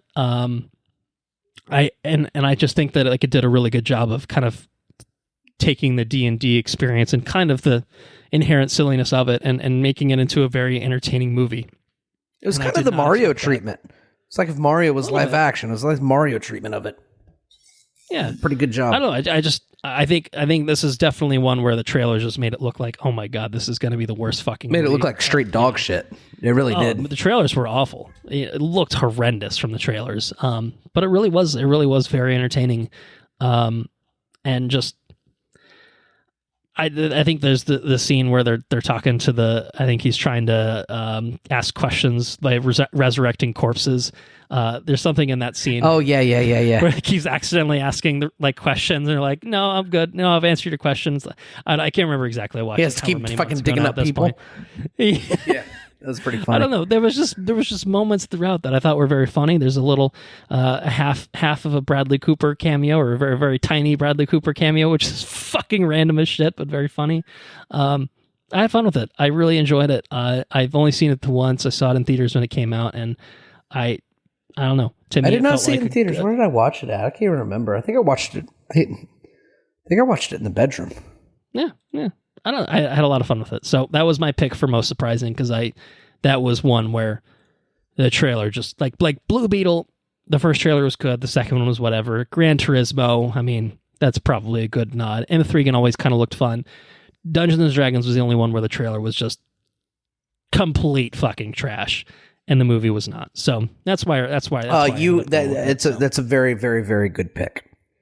I did not. You went a different direction. I went into a different direction. I did not think that Dungeons and Dragons was of this year. I completely forgot about it. Fair enough. So I went with Blue Beetle would be a good pick too. Strictly based off of DC's. Yeah, you expect trash from DC, and when they give you something that's not pretty trash, surprising. Like, oh, this is nice. I like this. Yeah, Why don't they do this all the time? I think Blue Beetle has to be the best movie since Shazam, probably. I think. Yeah, probably. Yeah. But I went with Gran Turismo. I'm pretty confident that my expectations were in the dirt for Gran Turismo. Yes. And Gran Turismo. Why wouldn't they be? Sure, right. But after leaving the movie theater, I thought it was a pretty good movie. I thought it was pretty good. It wasn't at Ford versus Ferrari or anything like that, but no. But it didn't set out to be either. You know what I mean? So, yeah, but it's a movie about Gran Turismo players, being given an opportunity to race an actual car, and somehow they turned that into, hey, pretty fucking entertaining movie. Yeah. Like I said, it was the expectations were so low. I don't think. Sure. I don't think that. I don't know. I feel like we did know going in that it was about. It was about the Nissan thing, right? Like the. We did. I think so. Yeah. Or probably not until we got the trailer.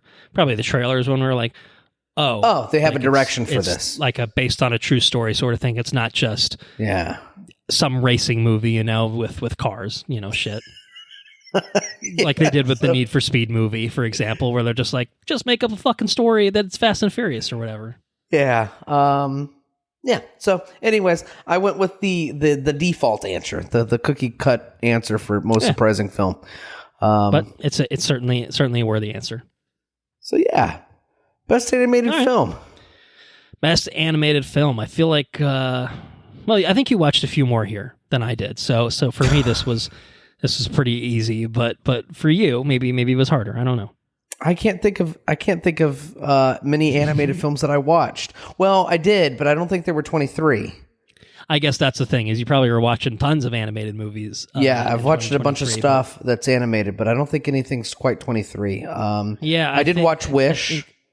Wish was a 2023. I think Elemental was a 2023. Elemental was 23. Yeah, Elemental was 23. Watched trailers for like 3 years for it. Maybe that's why I don't.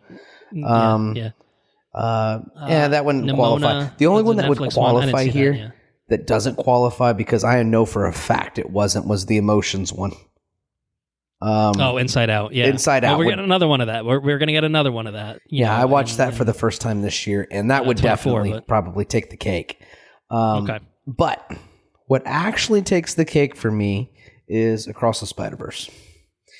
And I think that we would have a real tough conversation if I caught The Boy and the Heron. I think I'm exactly on the same page on every single front. I watched 2 animated movies this year: Spider-Man Across the Spider-Verse and the Super Mario Bros. Movie. And Spider-Man. Let me tell you, it's not even close between those two. No, one of those is really, really good, and one of those is okay. Yeah, exactly. It's fine for what it is. Probably good for Baby B. He probably enjoy it more than I did. I had fun with Mario, but it's Mario was fine. It's not Across the Spider-Verse. It's not Spider-Verse. Different tier. Yeah, it's not different even close. tier. Yeah, but the Boy and the I Heron also did probably would watch. have been. Yeah. Was TMNT this year? Oh yeah, it was. I missed that. I wanted to see that, but I that looks like it would have been my jam. Because it had Spider-Verse-y vibes. It certainly in terms of animation. And it stuff. did. Yeah. But Spider-Verse is the OG. You know what I mean? Like it's just hard to top. I don't know, and I don't have the connection that I have with Turtles as I do with you like Spider-Man more than you like the Teenage right. Mutant So there's Turtles. a little bias there, but Across the Spider-Verse, man. Just return to form again. I'll say it again. And the form is when the form is really fucking good, and you make another thing that's really fucking good in the same form, then you're doing pretty good. If only Sony just stuck to making animated Spider-Man movies, we would all be better for it. Absolutely. And the occasional race car movie based off of video game. Yeah. Well, I think purely in terms of how they handle the Spider-Man character. Let Marvel Studios handle the live-action Spider-Man stuff. We'll handle focus on the Spider-Verse stuff because clearly they know what they're fucking doing there. Yeah. So, or they're not interfering enough that the people responsible are allowed to get away with making good movies. Soundtrack, cool. Animation, great awesome. Soundtrack, great score. The animation was awesome, and like the way that they animated the different characters, like Spider Punk, or like he had like the half frame rate shit was cool, and the different styles. They had the Renaissance era Vulture, like coming in. From that was cool. Yeah, live action elements actually too. Getting fucking Roger Rabbit with it here and there. Yeah, it was like kind of balls to the wall in terms of like a lot of the ideas, and I think it handled it all really well. And that's return to form, right? They were really pushing the envelope with the first movie. Just these people are wildly creative and very talented, and you can just, it seems like a passion project for the people involved. You know what I mean? Yeah, definitely. Mm-hmm. Those things always seem to bleed through. Anyways, Across the Spider-Verse. We will return to this conversation when we see Boy and the Heron. Yeah, might have a delayed episode or a bonus, maybe a bonus episode on the Boy and the Heron. We could do that. We could do because we've done some Ghibli stuff, as bonus episode. Why not? I'm down for that. That'd be cool. I just want it to come to VOD or streaming or something, because right now it's in like sort of not in theaters anymore, but also not at home, so it's in like a weird limbo. And it's been a long fucking time too. It seems like it came out a few months ago. I feel like I agree. Boy and the Heron definitely feels like it's a notable omission, unfortunately, that neither of us can talk about it here, but Across the Spider-Verse would be a tough challenger anyway you spin it. It gets it almost by default, because why not? But Across the Spider-Verse it was really well done. The characters were very, well drawn out. The animation alone probably kind of gets it there. Absolutely. It's just so unique and creative. I think the only thing for me that I don't like about Across the Spider-Verse is that it ended, and it ended in the way that it did. You know what I mean? Like it's very much a part 1 of 2. It kind of left it in a sort of incomplete thing, like a promise of really cool things to come. And a lot of great stuff in it, like even like the beginning with the intro with Gwen drumming and like kind of that whole backstory. That shit got me fucking emotional. Like that alone was like, this is so good. I love this. Yeah. And I think that the whole story, when we get all of the story with Beyond the Spider-Verse 2, I think it'll make Across the Spider-Verse even better. Mm-hmm. For me, it's only held back by the fact that we don't know exactly how the story ends. And so I think it's going to be really well done. Problem is we don't know when the fuck that's going to be. It's probably several years away at this point too. But I think when you get the whole package put together, it'll be really, really satisfying. But right now, that's my only that's the thing that like holds it back just ever so slightly for me. Yeah. But still, it's still better than Mario. So there's that. So I guess that this could potentially bleed over into our next category, potentially. Best Superhero Film 2023. I have to imagine Across the Spider-Verse is at least in the conversation. If it's, Well, even if it's not the winner necessarily, it's got to be in the conversation for both of us. Is this my? I keep losing track. I think this is my turn. This is your turn. Yes. All right. Yeah. It's definitely in the conversation for me. It is not my personal winner. I think it's really fucking good. I think it's super fucking comic booky and superhero-y and awesome, and I really, really enjoyed it. And I'll tell you what, I really, really enjoyed Blue Beetle as well. I don't think I enjoyed it more than I enjoyed Spider-Verse, mind you. Okay. I was gonna say that's your favorite. Wow, we didn't get close. My winner is Guardians of the Galaxy Volume 3. Well, we got spot on. Okay, so we have a consensus here. So it's two consensuses. Yeah. I mean, I think to me it was Guardians versus Spider-Verse of which it was. Do I like more? And I don't know, man. Guardians Volume 3, it just nailed it, man. You know, it did. These characters that we've grown to love for the past few years in the MCU, and it was such a satisfying film. Like, and it was an emotional film. The Rocket backstory stuff, particularly, but just the way that, I don't know. Like, it had some great set pieces, a great soundtrack, and it just felt like a really satisfying conclusion to this era of the Guardians. That even though Spider-Verse obviously was a fucking fantastic and amazing film with awesome characters, to me, Spider-Verse is half a movie.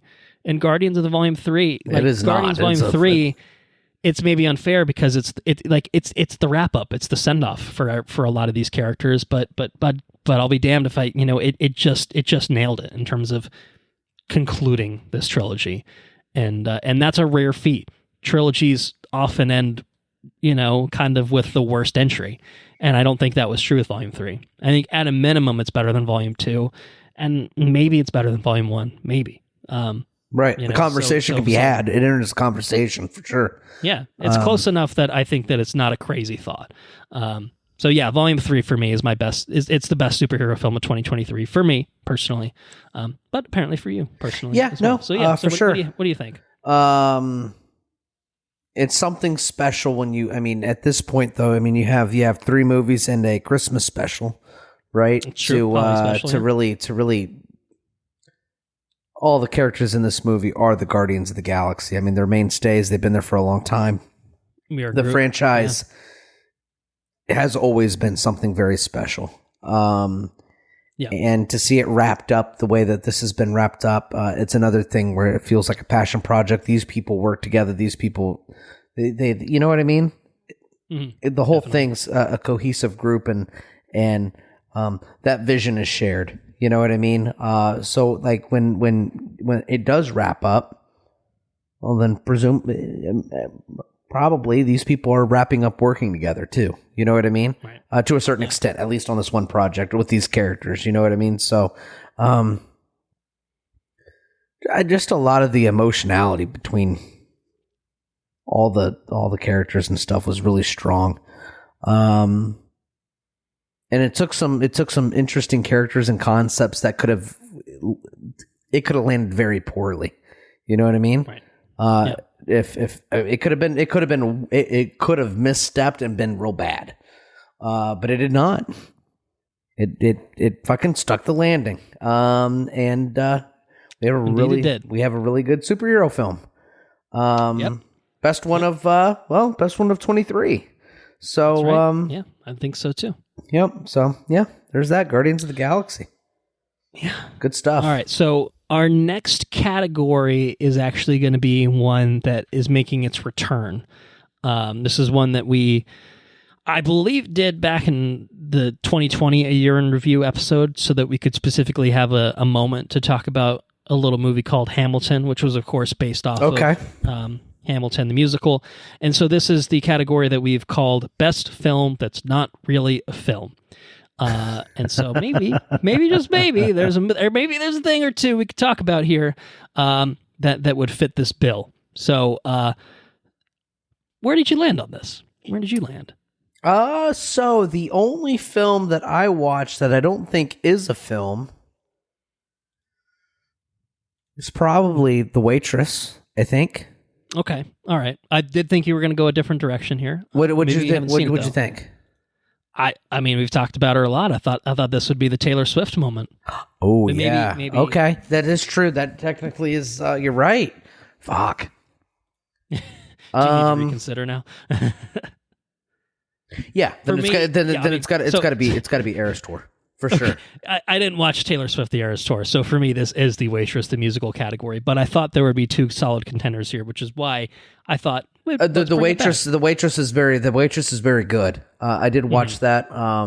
But it's no Taylor Swift the Eras Tour. I thoroughly enjoyed The Waitress, but not to both are productions, right? Both are productions. Right. Both are written. All the music is written by one person, I think. Yeah. It's I don't know, man.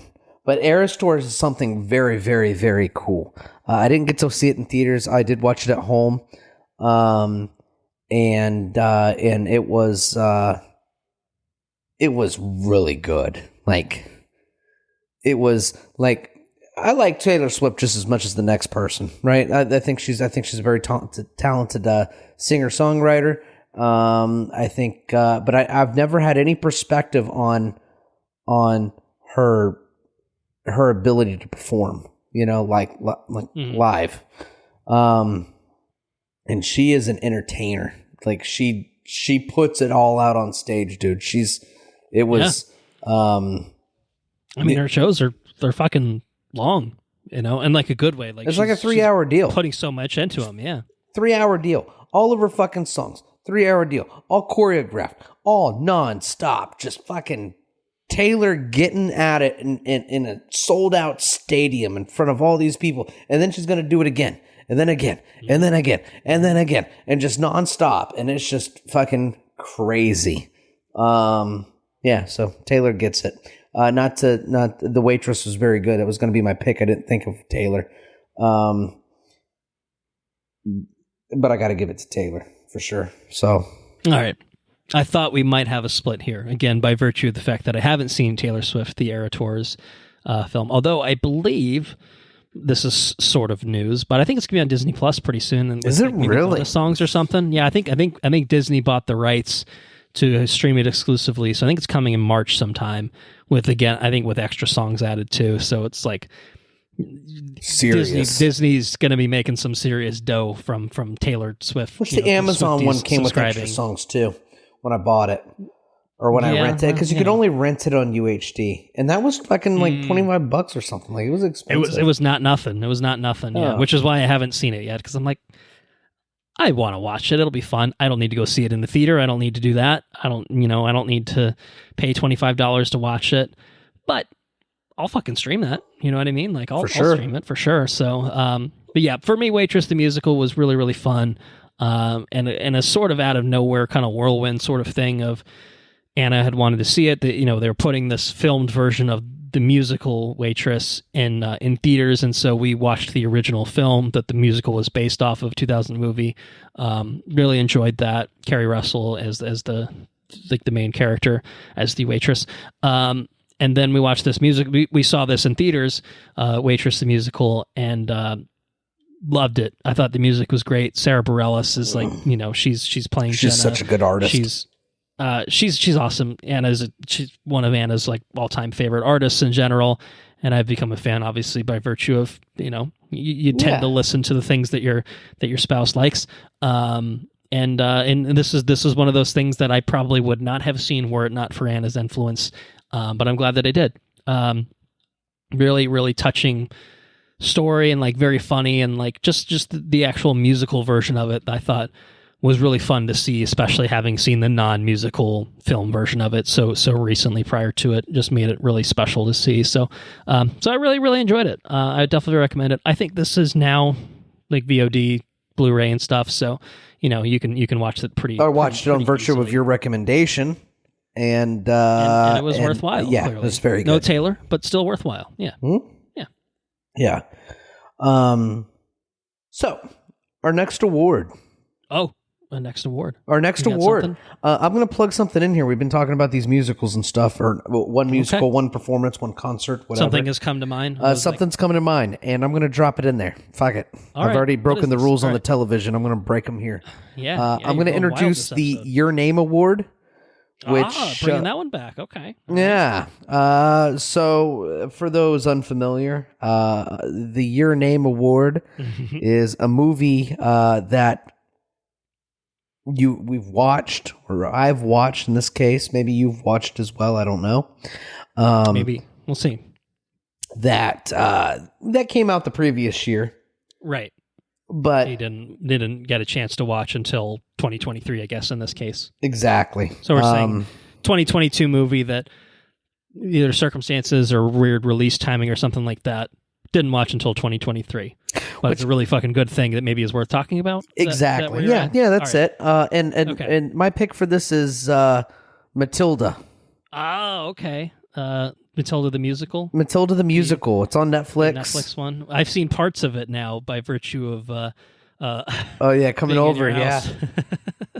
Matilda the Musical is fucking gold. It is, because Matilda for me, I can speak personally. Matilda for me is it's a classic. It doesn't need to be remade. It doesn't need to be touched. It's a Ronald Dahl production. Which I meant to talk about this in the most surprising film, and I don't think that I did, but I contemplated Wonka, which is also a Ronald Dahl property. Yeah. Anyways, so Matilda being, Matilda's Ronald Dahl, I think. Anyways, they have Matilda the Musical, and it is outstanding. Full of character. It's just totally unique. Usually children actors and actresses can be kind of overbearing and kind of annoying. I really enjoyed Matilda's performance in this show or this movie. It is really fucking good. So get out there, watch Matilda the Musical. You don't have to get out there. You can just go to your fucking couch, man. Just go to your couch and turn on Netflix. Yeah, as long as you live in the right household. That's true. Yeah, as long as you have your own account or have ways to circumvent their bullshit password sharing scheme that they've concocted.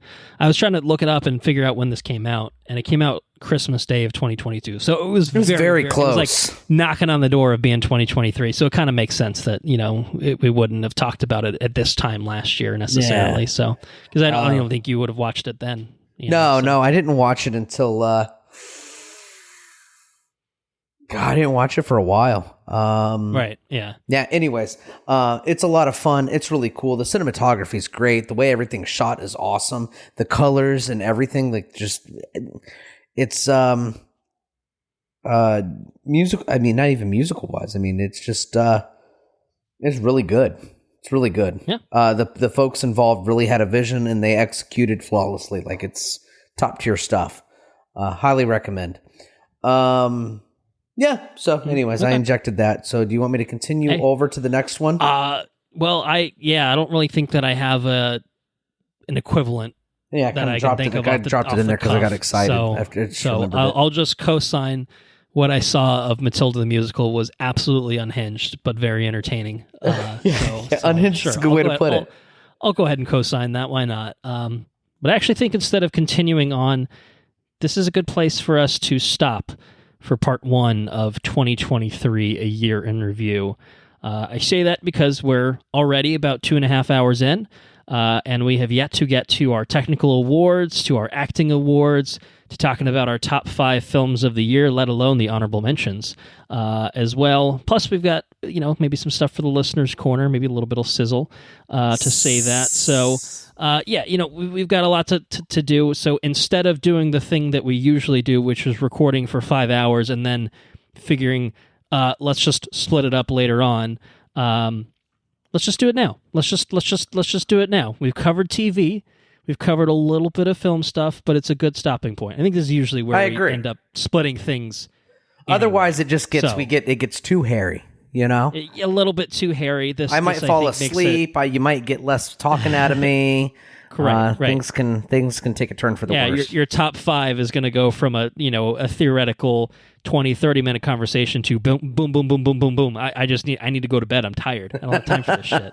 And we want to savor the moment. We want to enjoy it a little bit. So anyway, that's going to be it for part 1 of this episode. So thank you all for listening. If you enjoyed what you heard, please spread the word. We are on Patreon at patreon.com/watchreviewrepeat. $2 a month gets you access to bonus episodes that we'll probably be working on throughout 2024. I guess stay tuned on that front. But you'll also get early access to all of our regular episodes. Like, for example, maybe you could hear part 2 of this before anyone else. So you could hear our top 5 films and all those other things I just mentioned before anyone else. And so maybe that's a thing that you want to do. And we certainly encourage that sort of behavior. Our website's watchreviewrepeat.com. We're on all the socials. We're on Twitter at WRRPod. We're X. at Facebook. X, whatever you want to call it. Facebook.com/watchreviewrepeat. We are at watchreviewrepeat on Instagram. And if you have any questions, comments, or suggestions, send those our way to watchreviewrepeat@gmail.com. I think it's probably a little bit too late to get in on the listener's corner game for the part 2, unfortunately. But that doesn't mean that we can't talk about, whatever you want to send on a future episode. So we certainly will still be happy to look at anything that people have been up to, talk about that when we next get a chance to. So have at it. Our intro and outro track is Mechanolith by Kevin MacLeod at Incompetech.com, licensed under the Creative Commons by Attribution 3.0 license. Next episode, it's going to be part 2 of 2023, a year in review. We got a lot to still get to. I'm excited to continue the conversation. Hopefully we won't be, repeating a lot of the same things that we said here on part 1. But hey, that's what happens when we have to split it up into 2 episodes. That's how it goes. So I think at the end of the day, it's the right call. And we hope that you enjoyed part 1. So yeah, look forward to part 2. Andrew, I'll let you take everyone out. Take care now. Bye-bye then. Laters on the Menjay.